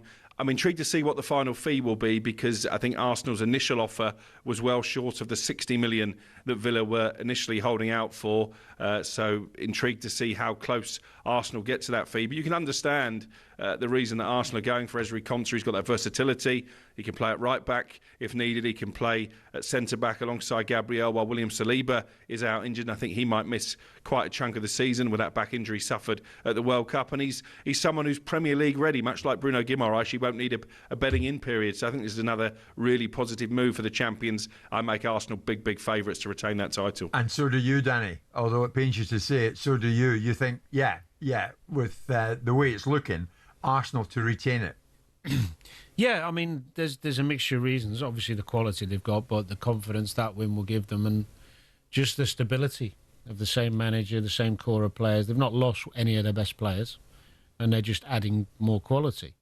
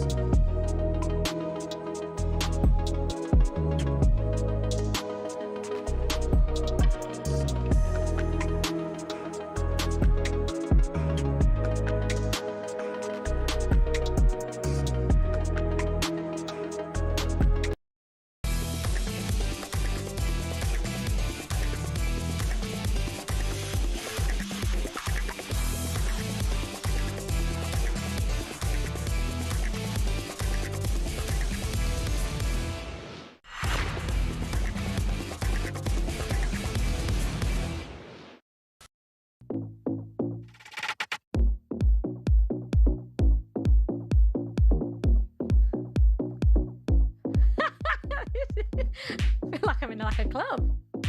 Going off in it. Yeah, one of the John Stones. Okay, one of the John Stones. Welcome along to the Transfer Insiders on talkSPORT. I'm Olivia Buzaglo. Alongside me is talkSPORT's Kweku Afairi. He's having a little boogie off in his shoulders. Yeah. Oh, Shit. stopped. Just as the camera came on you, stop. It's half-time at Celtic Park in the Champions League. Here's talkSPORT's Paul Mitchell. And it's Celtic who are the ones who are dancing at the moment in the rain. They lead by 2-0. It could have been also different, though, just after 36 seconds. Moses Udir had a wonderful strike from just inside the box on the left-hand side. Beat goalkeeper Sinasalo, all ends up, but he was offside. Then 2 minutes later, Samuel had an in-run. He came through, he had a man out to his right-hand side, decided to go for the shot himself and pulled it wide. Camilo Duran had a couple of efforts as Celtic worked their way back into the game, but they got ahead after 26 minutes. Benjamin Negron taking the chance from inside the area. Tierney's cross hit Hovarth on the way out, and Benjamin Negron, who scored in every game for Celtic this season, made no mistake. That was 1-0. Last thing got the ball in the back of the net again. It was offside from a header. Adin Rian again in the right place at the right time, but just straight offside. And Celtic, 7 minutes before half-time, Camilo Duran, again it was a ball from the left-hand side, not defended particularly well, and he absolutely hammered it home into the top corner. It might be raining at Celtic Park, but I tell you what, these fans are having a brilliant night so far. It's Celtic 2, Last 0. Perfect. Thank you very much, Paul. Right, The Athletic have surveyed fans of each Premier League club, Kweku, this week and asked them whether they were optimistic or pessimistic about their club's upcoming season. Just first of all, are you optimistic or pessimistic about your club's season? I'm very optimistic about my club's season. I think... No, we didn't even say it. I didn't say it. Just trying to get the guest involved. Trying to bring Kweku into the conversation. I'm very optimistic. I think Chelsea are going to have a really good season. But this is how you should feel at this point in the season, right? This is the calm before the storm. And if you're not optimistic at this point in the season, then when are you going to carry on playing? He's off-putting. He's putting him off. Should we just move on? You're just you're not a true football fan, and so I think as a Chelsea fan, we've got every reason to be optimistic. Go and play it. Liquidate is the best song in football. But yeah, this is how you should feel. But I know there are some fans that aren't optimistic. Right, okay, so Leeds were top. 99% were optimistic about their season. But Liverpool were bottom. 58% of Liverpool fans... 58% were optimistic, but 42% were pessimistic. Well, are they right to be? We'll get your thoughts on that in a second, Kweku. Ryan Bromelo, talkSPORT commentator, reporter and Liverpool fan, joins us on the show now. Ryan, thanks so much for coming on. Just first of all, are you in the 58% that are optimistic or the 42% that are pessimistic about this season? I'd say, Liv, I'm quietly optimistic about Liverpool, to be honest with you. I mean, they've got a new manager in tow, which I think a lot of supporters were crying out for, given that he felt that Slot's football was quite uninspiring towards the back end of the last campaign. They've spent a ton of money in the transfer window last year, and they have done, and they're likely to as well this year. So I think there's a lot of hysteria. I also seen Adrian Durham saying that he didn't think that Liverpool would be in the top 7 this year. I mean, I looked at last season, I think we lost 9 out of 12 games, and we still managed 5th. I mean, I don't know where he's got that from. Okay, so when you look at this season, then are you?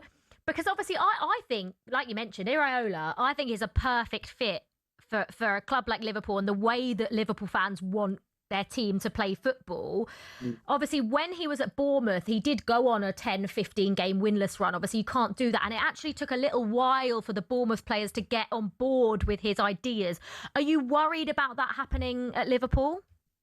I wouldn't say so, no. I think in terms of what we've seen in pre-season, he's slowly started to build that intensity within the team. I think the big concern is obviously, and it's been mentioned time and time again on every podcast that you listen to at the moment, is around squad depth and that midfield area. And he's asking his players like Szoboszlai and Gravenberch to do an awful lot of running. And there's going to be a lot of space between the midfield and the centre-backs. So that is a concern in terms of the intensity that there's going to be. I expect there's going to be an absolute shot in intensity compared to what it was last season. But I'm not too concerned about that, because I think he will take a fairly pragmatic approach. He's not going to... I don't think they'll go full pelt from the first minute. Yeah. They're gonna ease into the season, I think. And you'll see intensity for maybe 60, 75 minutes of games. And if Liverpool are at the best, we saw it. If you think about throwback to 2012, 13-14 season, where you had Luis Suarez and Daniel Sturridge and that SAS combo, they blew teams away within the first 20 minutes. And under Klopp as well, there was a real sense that he did that. So I think from a Liverpool perspective, if they're at the races, they could be 2-3-0 up by the time they start to wade in intensity towards the back end of the game. So I'm not particularly concerned on that front. I just think it's a long old season and there are a couple of bodies short at the moment. And I never try and judge a club before the transfer window's over, but they're leaving it nicely close, aren't they? You mentioned Ryan. Nice to see you, by the way, mate. Long time no see. Nice to see you, mate. Those atrocious dance moves. Ryan, by the way, lambasted me at the beginning of last season when I questioned Liverpool, and I said that Liverpool weren't looking too sharp, even though they were winning games in questionable manners. Ryan said, "How dare I question the current champions?" And I think I was proved right in that one. But we'll forget about that. We'll part that one. We can all be wise before the event, mate. But in terms of that season you referenced, the 13-14 season where you had that incredible attack of Sterling, Sturridge and Suarez, the weakness for that team, you had some questionable fullbacks, and not to discredit a John Flanagan, but fullbacks that maybe weren't of the level. Those same questions around this Liverpool team in terms of, is Frimpong of the level? Who is your right back? Can Kirkes hit the levels that he played at Bournemouth under Iraola? Is your back line good enough for you to compete this season? Well, I think there's one player you've not mentioned just yet, Kweku, which is Jeremy Jacquet, who played 45 minutes in pre-season, and I'm sure you've seen every Liverpool fan so far rave about how impressive that 45 minutes was. He just oozes class, that fella. Yeah. And I look at right back, of course you can say that's a concern. I look at Araujo comes in and he brings a bit of bite and intensity to that back line. So, I think he'll play there quite a lot, to be honest with you, this year. I also saw a different side of Jeremy Frimpong last year under Slot. He never looked like he wanted to beat his man at all. This time he looks like he's coming inside a bit more under Iraola. So I think he's going to get more out of Frimpong than maybe meets the eye. And I just think there's a lot of hysteria, and I actually think from a Liverpool perspective, it's helpful. I think a lot of people will sleep on Liverpool this season because they feel there's a transition. They feel like they haven't quite got the balance of the squad quite right. But in certain games, if they're able to get to the levels that Iraola's obviously going to demand of the players, they've got all the quality there. And if he can get half a tune out of Isak or Florian Wirtz, then they're in for a great season. I mean, Ryan, you mentioned Wirtz, mentioning Ekitike, mentioning Isak, and you're right. Obviously, if they get firing, they could be devastating. If you add Bradley Barcola to that attack, I mean, for me, I've been saying it for a while now, I think this would be the signing of the season if Liverpool can get Barcola over the line. What do you feel like Barcola could add, and do you agree? Do you think it would be? Well, just a bit of unpredictability. I mean, every signing's a risk, to be honest with you. But when you're talking about Diamonde, who's just went for 140 million euros, and you're talking about Diamonde, and you're talking about Barcola's fee, well, I'm not surprised that PSG are trying to ask for 120 million, given he's a two-time Champions League winner and was integral to that pursuit on both occasions. So he does offer real pedigree and quality and experience across Europe, and he's a big game player. And I think Liverpool certainly need that. And also, it looks like the acquisitions this time around are to feed the assets of Isak and Wirtz, and it soon will be Ekitike as well when he comes back into the fold later on in the year.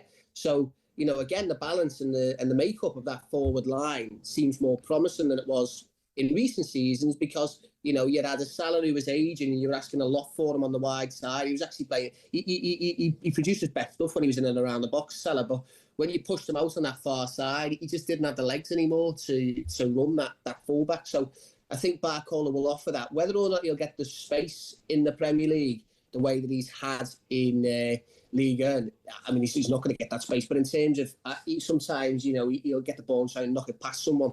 I don't know if he's going to. He might have to sort of work on that a little bit, and he might ease into the Prem. But again, it relies on the people you've paid big money for stepping up all over the pitch, and that's not just Barcola. That's Isak. That's Wirtz. That's Szoboszlai having another great season like he had last year. than anyone else that we think they might bring into the mix. I don't want to sound like I'm downplaying Liverpool, because I do think they're going to have a good you season. think they're going to have a good but season? I'm not too sure on the Barcola one. People are raving. I love him. And they're backing him. They're saying he's a top player. I think he's class. That's not what I saw at the World Cup, and that's not what... You can't base it off what you saw at the World Cup. Why can't I base it on what I saw? Because you're basing it off 6 games. I can base it on the fact that when it came to the key games... And also, games, that France attack is so good that any one of them could get into that starting 11. Yeah, any one of them. And there's a reason why he's being allowed to potentially leave for the right price, because Doué's a better player than him. Like, I do think Barcola is good. Yeah, but that doesn't mean that he's not good. Look at the levels that you're talking about there, Kweku. They just won the Champions League. Yeah, I mean, I understand that. You know, you've got Doué and you've got Kvaratskhelia. Arguably, Kvaratskhelia is he's probably the best player in the world at the moment. You know, or he certainly could make a case for that. So I don't see that as a massive slight on him, really. I'd understand if he was playing, you know, second fiddle to somebody where you think actually he's not a massive upgrade on what we've got now. But I think he brings an electricity, Barcola. I think he'll bring an unpredictability. He brings pace. And it looks like this transfer window, although it's been slow in the World Cup, I think the market's caught a lot of people out this year. And Liverpool tend to be quite a pragmatic club when it comes to they're trying to bring in opportunistic signings, and that's just gone out the window the last couple of years, like with the £100 million purchases. But I look at someone like Barcola, and I think they've been tracking him for a while. They think he fits the system. And I just feel like him feeding Isak, and it's the combination that you'll get as well in that forward line, could just be frightening if it clicks. I agree, Ryan. I agree with you. I'm not too sure. I understand that Liverpool, like you said, it's gone out the window in terms of them being savvy in the window and finding those hidden gems. But that was the best Liverpool, when you went and did a bit of scouting, and you went and found players that other teams weren't necessarily looking at. Does that mean Barcola's not going to be great? I just don't. I don't want to sound like an accountant, but I don't see the return on investment for a player that I think comes to the Premier League and gets found out. But he might not. He might not, but that's just my opinion on it. I think he's a player that has got ability, but when I've seen him in decisive situations, is a little bit profligate in front of goal. 23 years old as well. He's 23 years old, and he's a good player. But this notion that he's a top player and the fee banded around for Bradley Barcola, I'm not too sure. Is he a better player than Morgan Rogers, do you think? Oh, in the Premier League? No. Too sure. No. I'm asking you. Yes. In isolation, who do you think is a better player?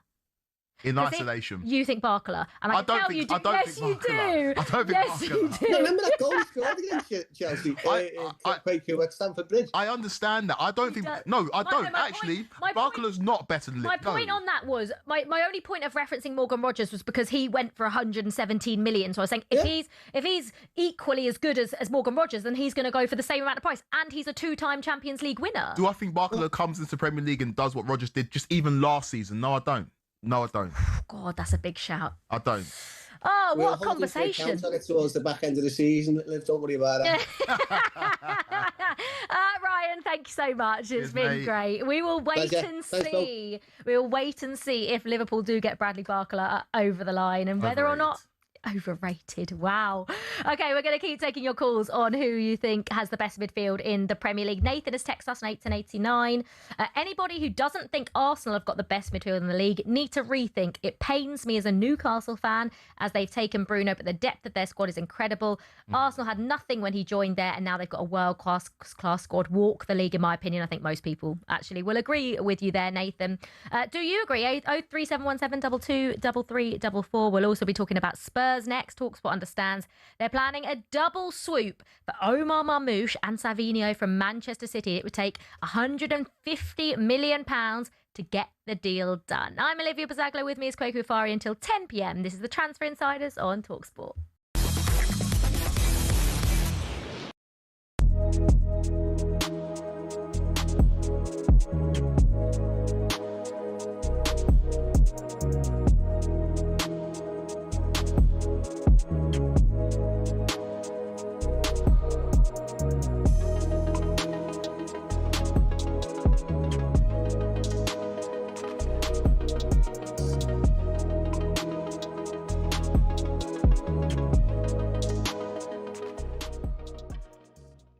And 2 weeks today, the transfer window closes. Would you anticipate much more business in terms of incomings between now and then? Well, you can see the league, how unpredictable the league is and the amount of things that can happen on a day. So it's better not to talk too much, be prepared, be open, and hopefully we can wrap up the transfer window in a really positive way. You were speaking before the Community Shield. You were asked about your long-term future and contract negotiations, and you said there's nothing to worry about, Arsenal fans. Do you see yourself as somebody who can do what the likes of Guardiola and Wenger and Ferguson did and stay at the club for many years and build a dynasty? I want to do what I'm capable of doing and what is the best for the club. And I feel very, very happy and grateful to be sitting where I am with the people that I work with every single day. And my ambition is to continue this way. Was it strange at Cardiff on Sunday that you weren't facing Pep Guardiola in the dugout, given that rivalry that's developed and obviously your relationship with him? It was different. Obviously, I know Enzo really well, but obviously the relationship that I built with Pep when we work with each other, and then the amount of headaches and sweats that he has provided to me over the last 6-7 years to try to catch up to the level and the standards that they set in the league has been an absolute inspiration. I think he's left a benchmark and a mark in this league that it will be history forever, and he made us, I think, all of us better. Have you had many conversations with him since the end of the season, since you were crowned champions? I had, and I have due to have an important as well in the next few days, and I'm looking forward to it.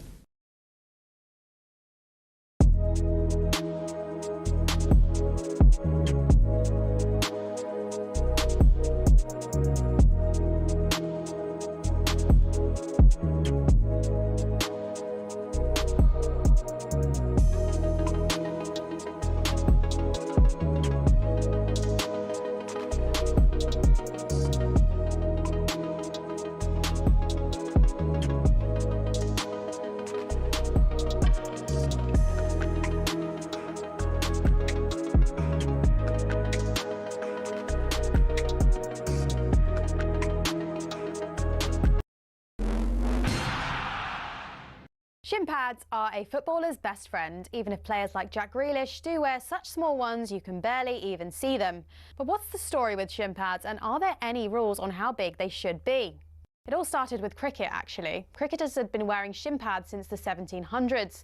They'd been introduced not for leg protection, but instead to give batters a strategic advantage.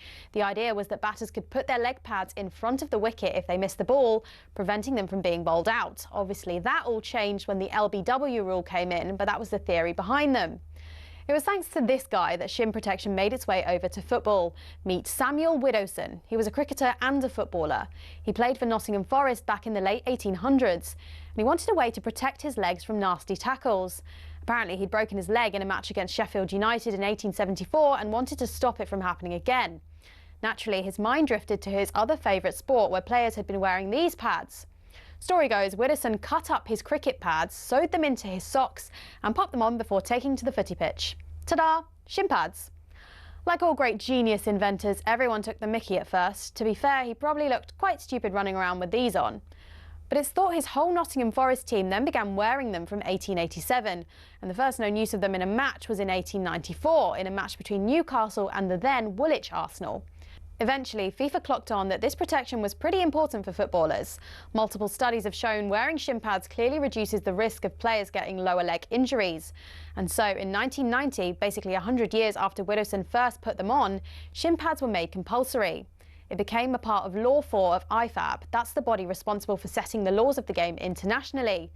But the law doesn't actually specify anything about measurements of shin pads. It just says pads must be made of a suitable material and be of an appropriate size to provide reasonable protection. It's really vague, and players can get away with a lot. A lot of grassroots clubs are choosing to ban micro shin pads for obvious reasons though, especially after a 15-year-old player from Penistone Church broke his leg while wearing them. Still no change from IFAB though. That's why Grealish and co can still get away with these ones, which are no bigger than a credit card and which seem to offer little to no protection whatsoever.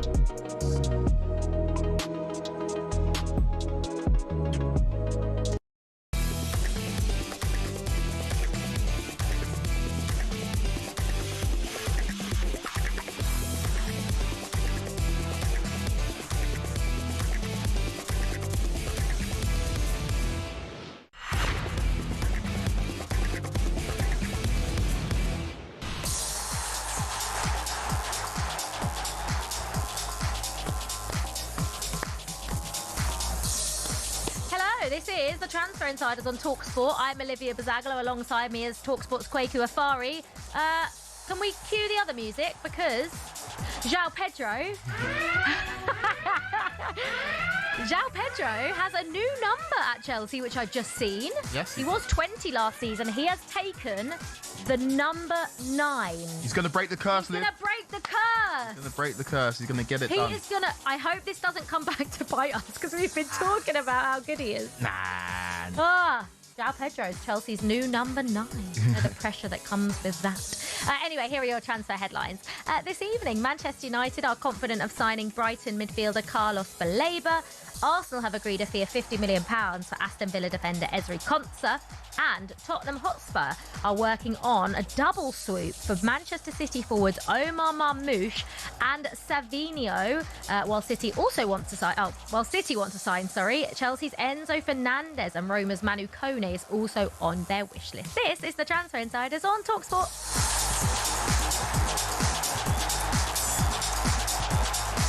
Can't believe we're into the last hour. It's gone really quick, hasn't it? Flown by. Time flies when you're having so much fun. Right, as I just said, talkSPORT understands Spurs are planning a double swoop for Omar Marmoush and Savinho from Manchester City. We're hearing City want £150 million for the pair. Kweku, earlier when I asked you, said a straight out no, it's not worth it, didn't you? I think it's again, what is a fair fee in this market? We've seen some absolutely eye-watering numbers, and I suppose if City want that much and Spurs are willing to pay it, then that's just what it is. But I think Savinho, who hasn't really shown enough good spells since joining City, and Marmoush, who started off really strong but kind of fell out of favour. These are two players that are out of favour. Yeah. And so why would Spurs pay premium price for players that City want to shift? Yeah. Well, we'll wait and see whether they can get that deal over the line. Let's hear what Henry Wright has to think from Henry Talks Tottenham YouTube channel. Thank you for coming on, Henry. Just first of all, obviously we knew Spurs were in for Savinho, but now in for Savinho and Omar Marmoush. Is that something you could get on board with? Well, I know you said it's the last hour, so at least you've saved us for the main event. £150 million, however, is extremely steep. Let's be honest. I mean, as Chelsea fans, you'll both know this market is absolutely ridiculous. Yeah. Is Elliot Anderson 116 million? Is Rodgers 115 million or whatever it was? But 150 for the pair. Look, I'll break it down as in isolation. I think the club have wanted Savinho for such a long time. We're now at a point where we just want to get the signing over the line. Yeah. But his goal record in a City shirt is something like 2 goals in his last 50 games.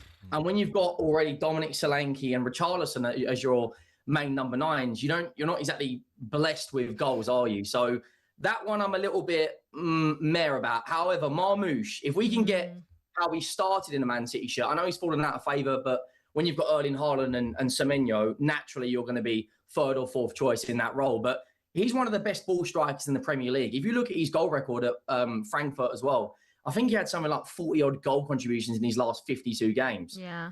So, like, I've got mixed feelings, but I do think we are going to surprise a lot of people this season. Same as you guys. We have 1 game a week.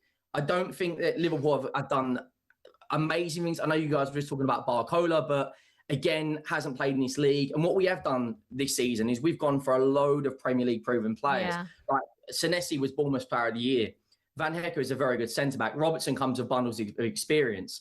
You know, Van Hecker as well, very, very good. I do think we are going to surprise a lot of people. And listen, when I'm back on here, probably in a few months' time, we're both going to be sitting there going, do you know what, you were right. I really like, to be fair, I really like what Spurs have done in this window. I think they've gone about things the right way. I think Sandro Tonali was regardless of the amount of money you paid for him, I think he's worth it. And I do agree with you, Henry. I do think that. It does feel like, though, it's either Savinho just on his own. If you want to get Omar Marmoush, you have to get Savinho as well. Yeah. Are they enough? When you look at that Spurs attack, like you've mentioned, are they going to make the difference? Because I look at that Spurs defence now and I think, Kinski as well looks like a completely different player. That midfield now, it looks like is pretty sorted. The attack is the problem, but you need to be able to score goals. And do they change enough, do you think, for the amount you're going to pay for them? At the moment, I would describe Spurs as a bit like Sadio Mane's hairline. The back He's pretty good, but the front at the moment is just not there. Like, I know I can't exactly talk. I look like Sinead O'Connor, but like, when I'm looking around at our team, so Lyle Thomas from Sky Sports earlier said that we want to bring 3 signings in. We're heavily linked with Cody Gakpo, which kind of goes hand in hand if they get Barcola. Yeah. If we have Gakpo, the likes of Kudus, Sarvinho, Marmoush, with 1 game a week, I do think it'd be enough. But the area of the pitch we have to look at as well is the number 10. If Maddison can't stay fit, we're looking at your ex-player, Conor Gallagher, in and around the 10. Nothing against Conor. That is just, like, let's be honest, he's a Duracell battery. He's got loads of energy, but he is not a 10, is he? And that's where we may fall short. But, like, I'll ask you guys a question. Oh. Where do you think, if we were hypothetically to get Savinho and Gakpo and Marmoush over the line, where do you think we finish? Because we don't have the same as you guys. We don't have the headaches of Champions League and other competitions. It's just 1 game a week. Just keep it flowing. Take each game as it comes. I think Spurs will finish 7th. Oh, you think 7th? I'd probably put them hard. I'd probably put them 6th. I think they'll get Europe. If we're 7th, who are the 6 or above us? I think we can all agree Arsenal are probably going to win the league. So let's go. Arsenal. Well, Arsenal, City, Chelsea, United, Liverpool. You think all of them, and then Villa. And Villa. You think Villa are going to after the summer they've had? Yeah, I think Villa will finish above. Are you just saying that? Are you just saying that because you're a Chelsea fan? Well, like, no, I look at Spurs, and again, you've probably been beaten to death with this stick. But you finished 17th for the last 2 seasons, but I know they have, right? But when you look at that squad now, do you not think with the additions they've made, like Henry saying, those Premier League proven players, that they won't go from 17th to 14th?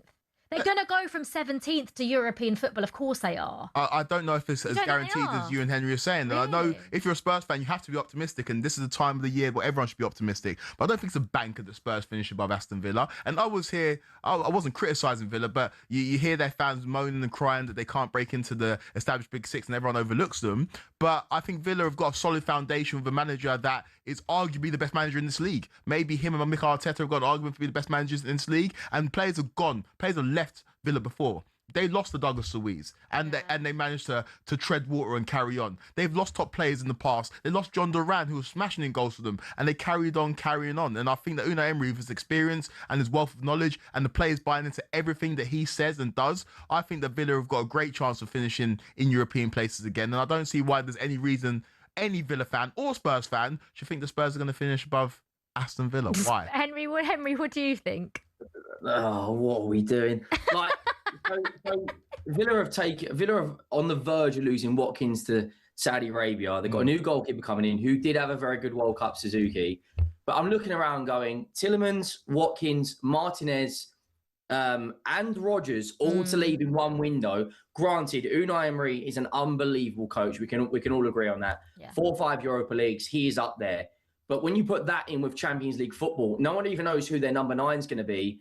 And the Premier League season starts in 2 days. At least with us, yes, granted, we've got a new manager who has got Premier League experience and he does throw his toys at the ground if he doesn't get his way. But we've given him everything he wants. And I'll look at it pound for pound. With our new signings, I don't think Villa are stronger than us. And they also have to play potentially between 50 and 20 big games. Henry, but like you're falling into the trap that Liv fell into earlier on in the show about winning transfer windows. Do you know what I saw last season? What? Do you know what I saw last season, Henry and Liv? Or should I say Sinead and Liv? I saw a Brentford side who lost their manager, who lost their captain, who lost their 2 top goal scorers who combined for almost 40 goals, and they finished above Spurs, right? Last season. Yeah, but everyone finished above Spurs. Yeah, exactly. So I don't think I'm the mad one to sit here and say that Spurs will have a good season. You almost said it looked at me like I said a swear word when I said Spurs will finish 7th. Like, that's a good season for you. That's a 10-place improvement. Because I just don't think they're going to finish above Henry, Villa. you should shake my hand and say thank you for me saying that you finished 7th. You shouldn't be offended by that. This is a Spurs team that were battling relegation for the last 2 seasons. Yes, you had your cute day out in Bilbao, but you were relegation for the last year. And so this is a Spurs team and fan base that need to be appreciative of being in the Premier League. You were almost playing on Tuesdays and Saturdays, mate. You are ostensibly the worst established team in the Premier League. Barring the teams that have come up, you've put forward terrible performances for the last 2 seasons. And so, yes, you're going to have a better season than the last 2 years because you can't get much worse. But 7th is a good season for Spurs. That might get you European football. But I ain't said anything wrong to say that you're not finishing in the top 6. Henry? I mean, this is like a tennis match, isn't it? I'm actually thoroughly enjoying this, just sitting here. Yeah, you go. You can guys definitely go. tell he absolutely despises us, which is fair enough. He's a Chelsea fan, but ultimately, didn't Man United finish 15th and then go to 3rd when they bought Premier League proven players, and they had they had not Unai Emery, they had Ruben Amorim for about 3 months of that. I'm looking around. Okay, I do think Chelsea will have a good season. I think you'll finish above us. But I'm looking around going, we definitely there's a huge thing about Man United now playing more than 1 game a week. Liverpool have a new manager and at the moment have barely any midfield depth. Curtis Jones has just left and they've got Gravenberch and Szoboszlai. McAllister, I reckon I'm fasting him at the moment. I'm looking around that, I think Arsenal win the league. City, huge changes. Enzo Maresca has to fall into the place of Pep. And other than Erling Haaland, looking around that front line going, now, especially if they lose Marmoush, who else, like Newcastle, they've been absolutely bodied this transfer window by every single big club, the same as Aston Villa. The difference between Aston Villa, and I'll say it again till the cows come home, we have 1 game a week. If we can't break into the top 5, top 6 now, then we never will. Last year, we had so many different managers, different formations, different tactics. The Champions League, our goalkeeper, Kingsley, made 3 absolute howlers, and then it was obsessed. Henry, put a number on it then. Where do you finish? 5th. 5th gets us Champions League. You know what? Sinead O'Connell sung "Nothing Compares to You." Nothing compares to the delusional Spurs fans. You haven't finished in Champions League places. I'm so sorry, Henry. I don't even know. If we do finish 5th, yes. What are we saying then? Oh, okay, yeah, good, yeah, quickly. But we've got a break, so yeah, quickly. You put it on the table, mate. What do you want? What do you want? He's got to wear a Spurs shirt. I don't know why I'm included. I don't want to see. I'm not taking the bet because this is after all of that. Body Spurs fans after you want a reward for finishing 5th. That tells you where you're at. After all of that, we also finished 17th last year. That's a huge improvement. Yeah, fair enough. Right, okay, Henry. Thank you so much. It's been a pleasure. We'll have you back on in a few months' time, and we'll see how Spurs are getting on this Cheers, season. Henry. Nice one, mate. Spurs fans, let us know. Do you think you're going to finish 5th? Do you think you're going to finish higher? Is it outrageous for Kweku to say you're going to finish 7th after obviously finished 17th last season? 03717 223344.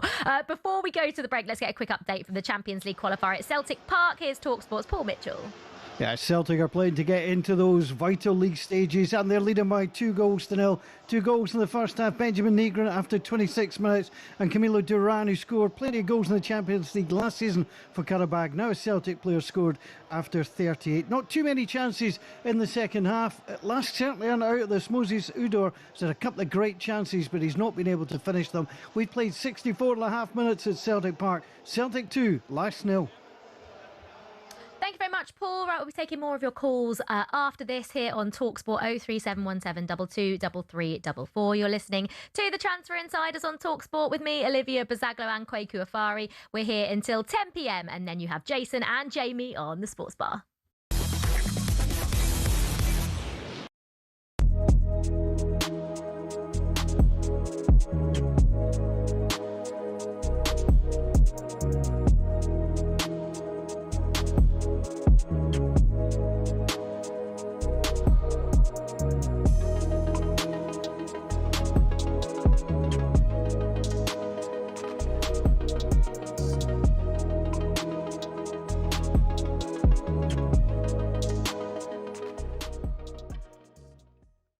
I put it on silent and plane mode the whole time I was on holiday. Good lad. I did message you and you pied me. Well, I was like, it's fine. Well, I didn't get it. Fine. I didn't get the message. Yeah. Anyway, I'm back now, right? Yeah. And I've got a little surprise for you. Oh, you got me a present. I've got you a little prize. What you got me? I've got you. What you got me? Ah! He's got me a Jason Cundy Tottenham shirt. There you go, mate. You wanted one. Is this official your shirt? That's the official, This right? is a match-worn shirt. It's a match, well, probably match on the bench.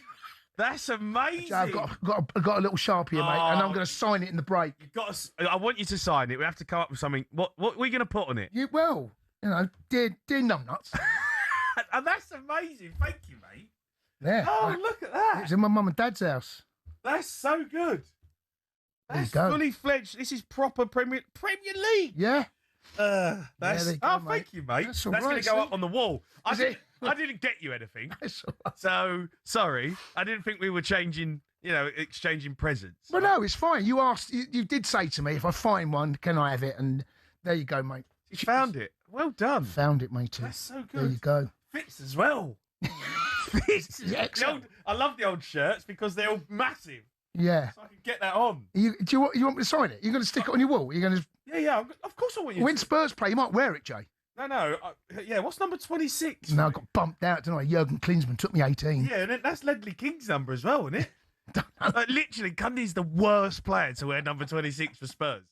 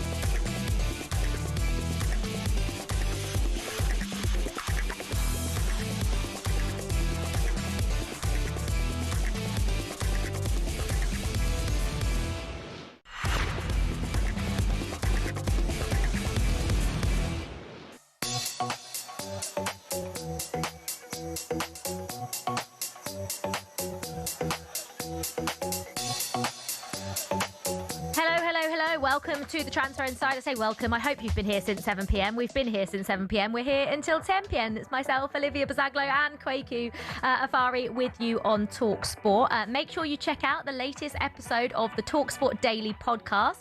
Angelina Kelly and European football expert Kev Hatchard pick out 10 summer signings you need to know about and assess which new arrivals could make the biggest impact this season.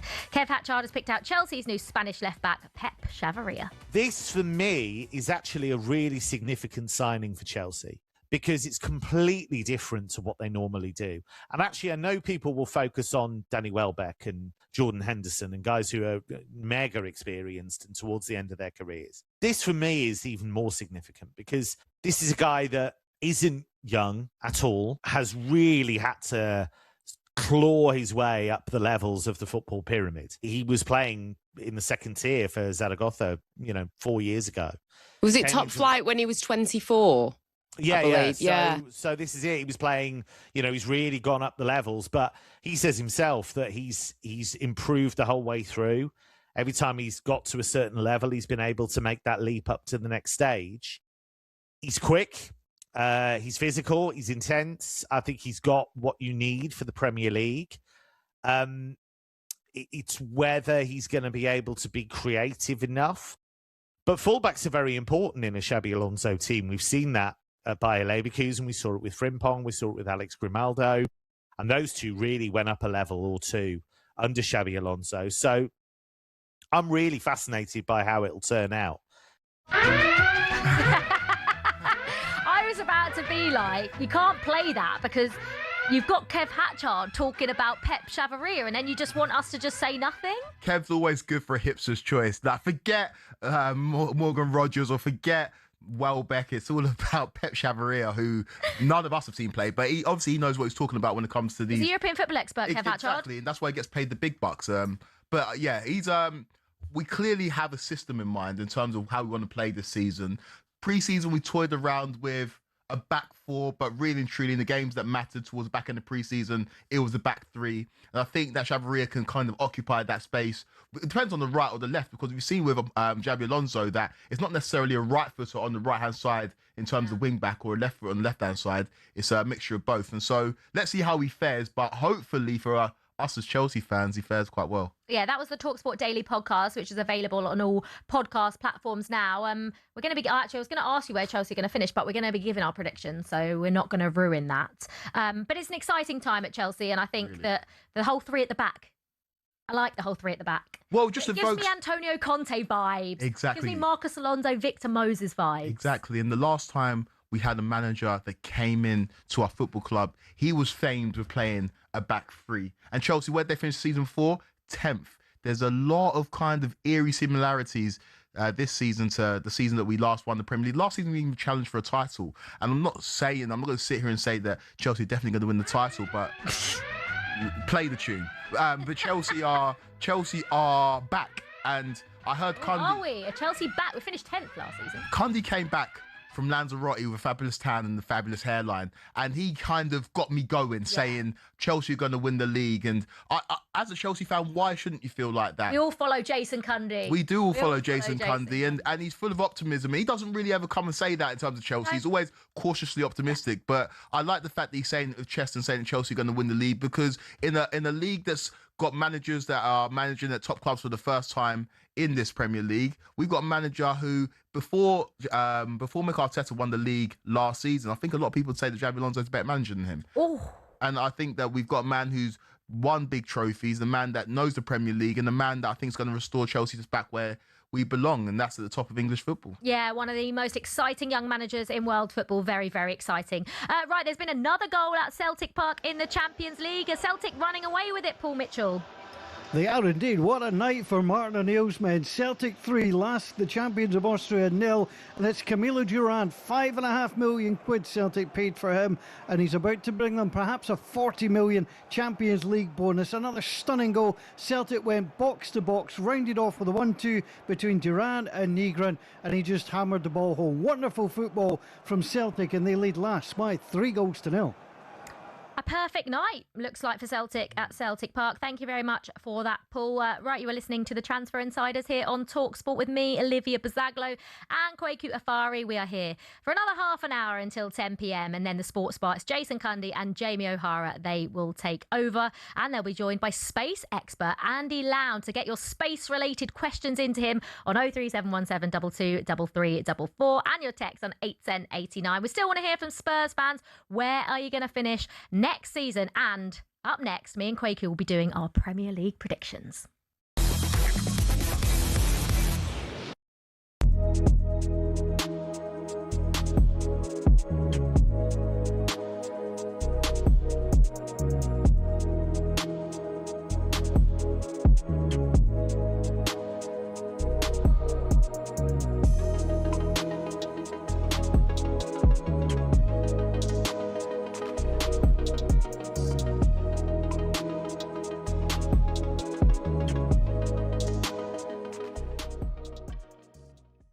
Cricket, what? But I know Chelsea had a deadline for Fernandes, but it looks like Rodri's obviously on his way to Spain, Barcelona. I think he's going over there today. Would they go back in? It seems common sense, and particularly after watching that yesterday, would they go back to Chelsea, do you think, City? I think it's almost nailed on that they're going to chance their arm there. Rodri deal was agreed overnight, £65 million, which is always the magic number. As far as Manchester City are concerned, he's agreed a 4-year deal. They're going to sell Tijani Reinders as well. Those transfer fees combined will be enough to match Chelsea's £120 million asking price for Enzo Fernandez. Now, obviously, sources telling us on Friday that the 5 o'clock deadline had passed. No written bids have been received. Therefore, Enzo Fernandez would stay a Chelsea player. I'm not convinced that was as hard a deadline as maybe it's being made out. What about Jamie Vardy, Crookie?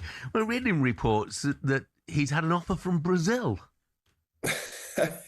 Well, that doesn't surprise me because Jamie Vardy still looks in top physical condition. Obviously did pretty well in his stint over in Italy. I think he'd prefer a return to English football, if I'm honest, but I wouldn't totally rule out a move to Brazil. Who knows, that might be the next chapter of the documentary that I've just started watching about his incredible career. But he's certainly got no shortage of interest. Sheffield Wednesday, his boyhood club, have chanced their arm, but I think financially that's quite a difficult deal for the Owls to do.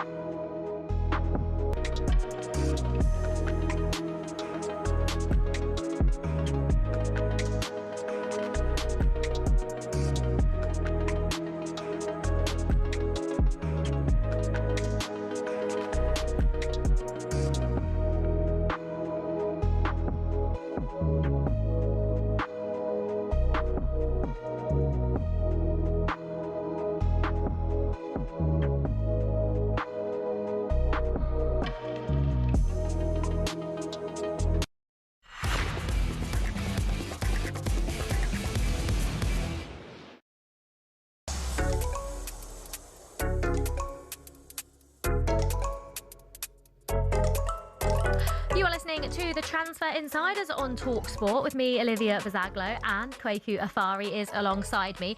We've been talking about Spurs and where they're going to finish next season. Obviously, we know they only just stayed up on the last day of last season, finishing 17th. Gary, the Spurs fan, has called in on 03717 223344. Gary, shall I just sit back and let you speak to Kweku? Well, I was just listening not 10 minutes ago with a fellow Spurs supporter saying we can do well, you know, win the league, all this rubbish. And then your mate there says, oh no, you're talking absolute rubbish, you're pie in the sky. Then he did exactly the same. We're going to win the league from 10th. And you try and here's one for you. In 2015, Leicester didn't go down, 41 points. They finished minus 11. And then the year after, they won the league. So what's the difference between Spurs and Chelsea? You ain't going to have a good season next year. You've got no guarantees. Exactly the same as us. 2 years ago, we were 5th. Yeah, what have you got to say? Yeah, I've got to take umbrage with that, Gav. I just think that based on the history of my life, I never seen Spurs win much. I haven't seen Spurs win a league title after finishing 10th the year before, and that's what Chelsea did the last time we won a league title. Conte came into a Chelsea team that was in disarray, and what happened at the end of that season is that we won a league with Marcus Alonso and Victor Moses playing wing backs. And so with Spurs, they just haven't got the history of it. And I don't want to evoke the memories of Chiellini, but it's the history of the Tottenham. And the last 2 seasons, I've seen you finish 17th. So I do think you have a good season. And I don't think me saying you're going to finish 7th is saying anything wrong. I think that's a good season compared to the last 2 years where you finished just outside the relegation places. Well, yeah, but look, in the history of my life, most of my life, Chelsea were a second division team. So it doesn't mean anything. It doesn't mean anything. You'll never beat Spurs. Don't Chelsea always beat Spurs? I don't know what I said. I love it though, Gaz. And the thing is, right, at this point in the season, I'm never going to criticise any football fan for having belief in their side, because this is where you're allowed to dream. You've had a poor couple of years. You've got a manager who is, I think, one of the top managers in the league. Made some very good signings. Made some very good signings. Tonali's a top midfielder.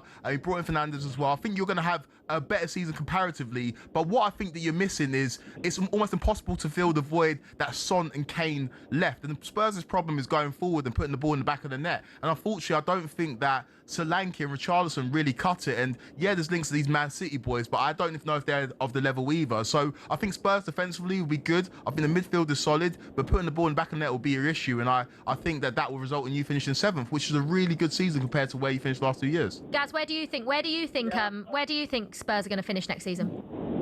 I I think, I mean, that's a realistic summarisation, but I think if we could get Mamouche and you played him centrally up top, he's got the speed, you know, he knows his way around the goal. I mean, Richarlison couldn't trap a bag of cement in my eyes. I think it's absolutely useless. and to be fair, yeah, I mean, there's a massive void left by Son. Yeah. I mean, Kane sometimes there's you know, there's an aura around Kane, but sometimes he went missing quite a lot because he was forever trying to be a midfielder as opposed to being the exceptional striker that he is. You know what I mean? And that was annoying as a Spurs supporter. But I've got nothing bad relation to Spurs. Sorry, Kane. But I think we do need we need 3 new attacking players, definitely. And we probably need a new doctor and a physio, which would go a long way to alleviating our problems. Yeah, Gaz, I completely agree. And do you know what the issue I've got with, not issue I've got with Spurs, but again, all tribalism aside and rivalry aside, when I was growing up, Spurs might have struggled in the league and might have struggled in terms of winning trophies, but what you did have is that one attacking player that you could hang your hat on, that excited fans that got fans off their seats. And whether that's Gareth Bale, whether that's Harry Kane, you always had that kind of one talismanic forward that fans could attach to it or could resonate with. And I don't think Spurs have got that at the moment. And that's why I feel like you might not achieve the things that some really optimistic Spurs fans think you're going to achieve this season. Yeah, I agree with that. I mean, you know, I'm 60 years old now, and I've seen some absolutely awesome players. Yeah. If there was a player going or somebody was showing something, it was always us that went out and bought him. Didn't matter about the rest of the team, we were rubbish, but we always had a really good centre forward, you know, top attacking midfield player. Yeah. And you know, we seem to have lost that sort of Spurs way for a while. Gaz, who would you want? Who would you want? Like, is there someone out there now that Spurs could realistically go and buy that could be that player for Spurs? Is there anyone out there that you think, yeah, they could do that job? What, centre forward? Yeah, like that Son, that Kane, that Bale. It doesn't have to be a centre forward, but just someone that's going to add those goals and assists to your attack. I think we need, more than anything, we need a focal point, and I'd probably say Osimhen. Yeah. A really good buy for us if we could put the other two either side of him. I mean, the world's short centre forwards. And another player who I think would do really well is if you could nick him. I mean, Liverpool seem in like really good position being by. I mean, I think he's got a tremendous future ahead of him. So, you know, that would be a player that, I mean, he's young. I mean, we're supposedly going to get Kweku, but that'd have been a great signing. Yeah, and you know, his pieces of jigsaws are making it fit, and you don't know what you're going to get. It's like Chelsea. I mean, I was jealous of the fact that I really wanted Alonso for Spurs, but you know, you've gone out and probably paying a lot more money than we're. But you know what I mean? It's having that sort of the drive that we used to have going back, you know, 80s. I mean, my favourite football was in the 80s. Yeah. That was when we were fairly successful, always up there. Never won the league, because we won, but we won cups, we won Europe, we won, you know, various other things. It was a good time to be a supporter, but we've had a lot of doldrums. Yeah. You know, dull years. And the annoying thing is Chelsea filled that void. You know, and I've got, you know, a few local mates Chelsea supporters, and it's always a laugh. And I'm getting fed up with 3 Point Lane and all that. Yeah, I think it's going to be the same next season. Oh, we lost him. Gary, thank you so much for calling in. Absolutely brilliant. Right, let's get an update from the Champions League qualifier at Celtic Park with talkSPORT's Paul Mitchell.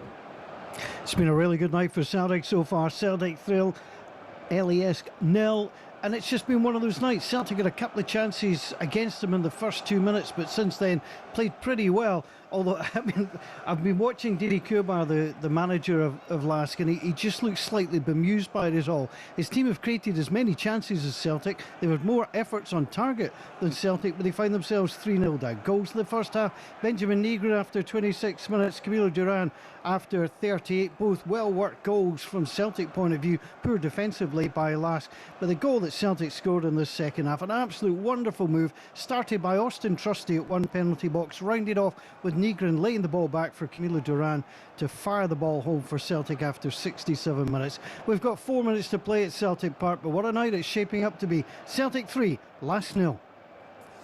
Thank you very much, Paul. Great night for Celtic in the Champions League. You are listening to the Transfer Insiders on talkSPORT with me, Olivia, Buzaglo and Kweku Afairi. We're here until 10 p.m. when the sports bar, Jason Cundy and Jamie O'Hara will take over. They'll be joined by space expert Andy Lound. So if you've got any space-related questions, get them in. Text 81089. Up next, me and Kweku will be doing our Premier League predictions. You don't want to miss it.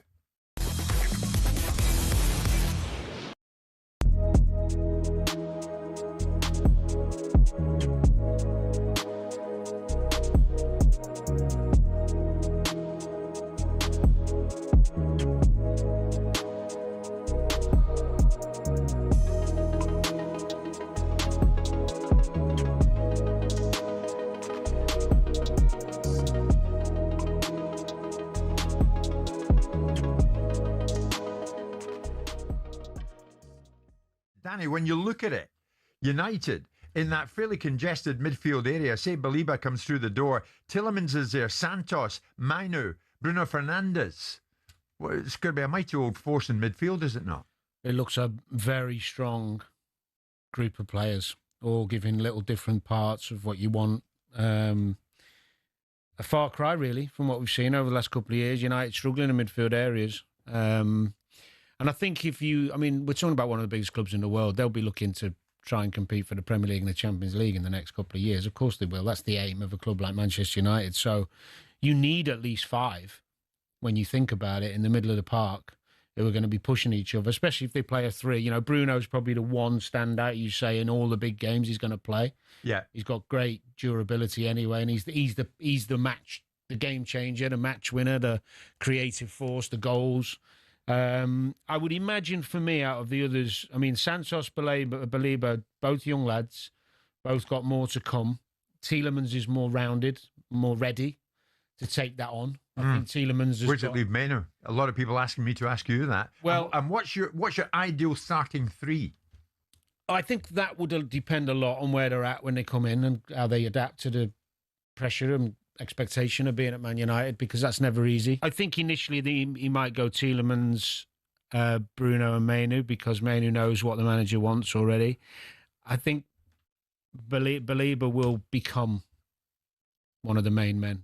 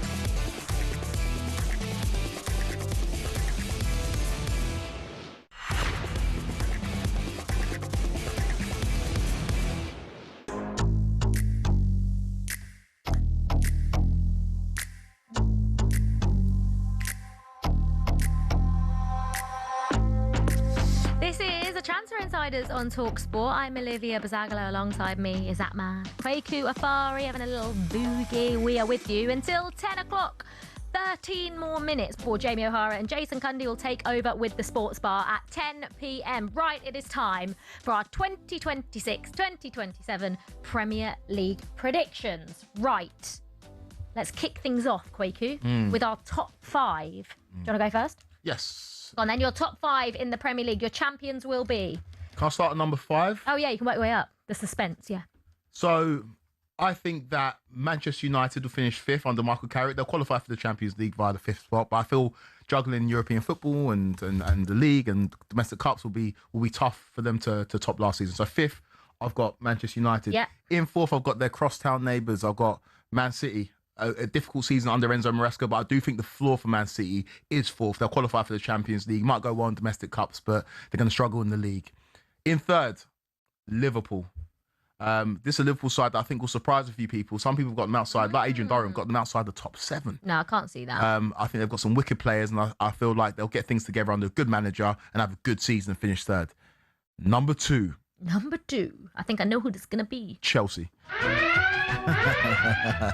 Right on cue. Right on cue. It's a Chelsea team that I expect big things from. It's a Chelsea team that I expect to engage in the title race for the first time in 10 years. And it's a Chelsea team. Oh, wait. You think there's going to be a title race? I think the Chelsea come March, April time will be in the conversations, and that's where we should be. I think 1 game a week is a cheat code. Yeah. And I've seen Manchester United go from 15th to 3rd. We had Henry the Spurs fan thinking that Spurs are going to go from, 17th to 2nd. I don't know what he predicted in the end. And I think the Chelsea team are going to be very competitive this year, playing 1 game a week. And at number 1, I've got Arsenal, the best team in the country, one of the best teams in Europe. Might have one eye on Europe because they did fall at the final hurdle in the Champions League final. But I just think that this Arsenal team have a bit too much strength and depth, and they should win this Premier League. Okay, right. My go then. Your go. In 5th, I've got Liverpool. I just think fairly unknown under Andoni Iraola. I do think, like I said earlier, it's a very, very good fit football-wise. And listen, this might change if by the end of the window, Liverpool do bring in a Bradley Barcola, or they do bring in certain other players. But I've got Liverpool in 5th. I've got United in 4th. That could swap round like it did for you. I'm not sure. I'm still intrigued as to how Manchester United are going to get on. I think I like their signings. I like the Baleba move. I think that he's exactly the player they need in that midfield. But yeah, with all these games in the Champions League, yet to know if they're going to be able to cope with that. Obviously, last season playing literally 1 game a week, just playing Premier League football. So they're my 4th. 3, City. Because not too far. I just think City have got too many good players to drop further down the league. I just think... Are we being too generous to No. Man City? No. They're about to lose so many of the players. They've lost Stones. They lost Rodri. They've lost Bernardo Silva. They've lost Pep. Yeah, but they've still got Shirky. They've still got Foden. They've still got Semenyo. They've still got Haaland. Phil Foden We're in still 2026? I'm hoping. Okay, hoping. I want Phil Foden to get back to the levels that we saw. Okay. And if Enzo Maresca is going to play him as that preferred number 10, then we never know. I'd like to see Phil Foden get back there. Okay. So City in 3rd, Chelsea in 2nd. Again, I just think it's the 1 game a week, and I think you can't... Late on that one. Yeah, a little bit delayed. Getting close to 10 o'clock now, isn't it? A little bit delayed. I just think that can't be underestimated. It's a really good squad. I think Chelsea still need to get players out, but I really like the additions. I really, really like Xabi Alonso, so I'm very, very excited. So I think Chelsea in 2nd. And I think Arsenal in 1st. I don't actually believe there will be a title race. I think they're going to run away with it. I think, like we said, they're settled. They're the best squad in the country by a country mile. And now they've gotten over the line. The big thing for Arsenal last season was getting over the line when everyone thought they wouldn't, when they had that little dip. They got over that. They lifted the Premier League trophy, and I think they will lift it for a second. Okay, earlier in the show, I referenced teams or managers that had defended the Premier League title, and I'll go through those names again. Yeah. It's Alex Ferguson, it's Jose Mourinho, and it's Pep Guardiola, 3 of the greatest managers of all time. So I'll ask you again, Liv, is Mick Arteta cut from the same cloth as those great managers? Can Mikel Arteta do something that Arsene Wenger didn't do? Can Mikel Arteta do something that Jurgen Klopp didn't do? Can Mikel Arteta do something at Arsenal that hasn't been done since the 30s and defend their league title? I think that it's actually set up so nicely for Arsenal. When you look at the other teams that were competing with those sorts of managers, there's reasons why those 3 are the only 3. But when I look at the other teams, because of all of the change and because of all the unknown, we don't know what Liverpool are going to be like under Iraola. We don't know what City are going to be like under under Enzo Maresca. We don't know what Chelsea are going to be like under Xabi Alonso. We don't know what Manchester United are going to be like under Michael Carrick. And that's the difference. We know what Arsenal are going to be like under Mikel Arteta because now they have been there and they have done it.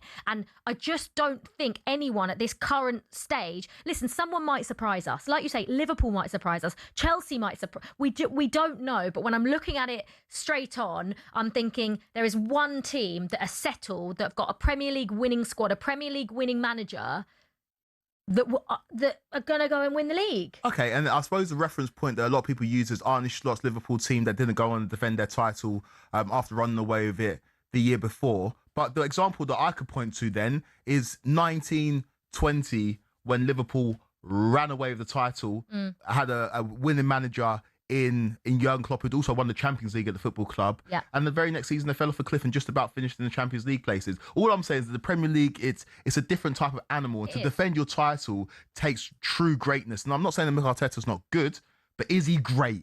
Has he got it? We will find out if he's got it. Right, we've got to rattle through these because we are coming up to the end of the show. Relegation.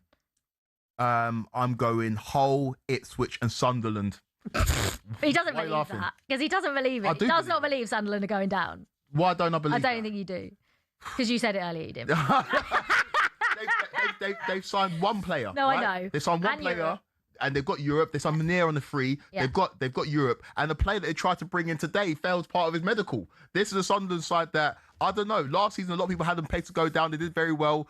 This season, dealing with European football, I think they go down. Okay, I'm going to go Ipswich, Hull and Fulham. Player of the year. Player of the year, Cole Palmer. Ah, love it. My player of the year is going to be Declan Rice. And Champions League winner. Barcelona, it's time. It's time. It's time, is it? No more high line, Hansi Flick. No, I think the high line will exist, but this is a Barcelona side that haven't touched the Champions League final since Lionel Messi was at the football club. 2015 is the last time they won the Champions League. I think this is time for them to do it with a lot of Barca players that won the World Cup in the summer. I think this year they get it done. I'm going to go PSG three-peat. Well, what do you want me to do? Just lie and say I want someone else to win it so it makes you happy? I just think that go with a different... Okay, I'll... Bayern Munich then. There you go. Bayern Munich are going to win the Champions League. Harry Kane's going to win the Champions League. Here we go. Remember, the Premier League kicks off live here on talkSPORT on Friday night. It's wait. Champions Arsenal against Championship winners Coventry City. 8 p.m. kickoff. You can join Adrian Durham from 7 for all the build-up. Meanwhile, in the Champions League, it's all over at Celtic Park. The Scottish champions have won their playoff first leg. Here's talkSPORT's Paul Mitchell. What a night it's been for Celtic. Celtic 3, Lasker Austria 0. Celtic with a lower shots total in the match, a lower XG, but the only stat that matters is the goal column. And Celtic have 3 fine goals. They were Benjamin Negron after 26 minutes. He scored in every game this season. And a brilliant double.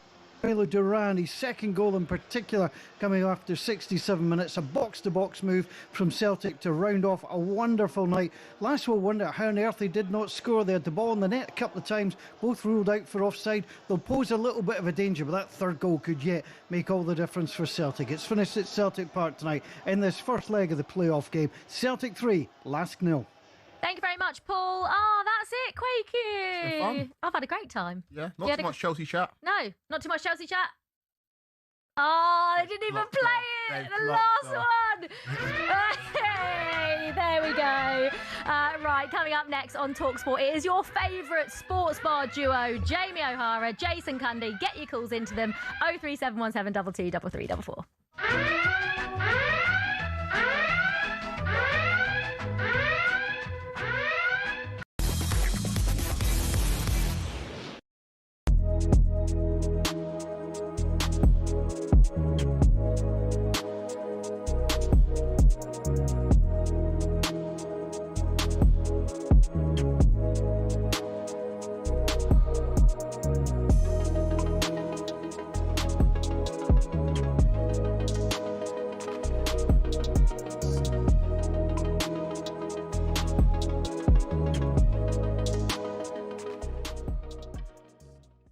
VAR, as we know, there have been so many mistakes, so many errors with VAR. Who let hammer those without VAR? The fact of the matter is, getting back to your point, you can't so many more decisions right than wrong. But you cannot have VAR no matter what game it is within the same tournament. You can't have it for one game and not have it for others. Right. It's as simple as that. EFL fans, okay. White and Jordan coming up, swamp them. Swamp them with text telling them that you do not want VAR in the EFL. And should they want it in the Championship playoff final because they've got it? You can't have it if you've not had it in the tournament before. But they have it. They use it. They shouldn't. They shouldn't use it in the Championship playoff final. If it's used the most lucrative game in football. If it's used in... If you two had your way, in that game with no VAR, a dodgy goal could send the wrong team up. Correct, because that's life. That's fine. Jim, you know what? I don't think it's good, but it's life. So you two are happy to support a flawed system. There is not one... But it's a flawed system if you have VAR in it, but not have it for the rest of the tournament. And there is not one football fan out there who cares that it's the most lucrative game in football. All they care about seeing their team win. They do. And get no, they like the money that comes with it. Football. No, fans don't care. This fans is want to see their team promoted. That's all they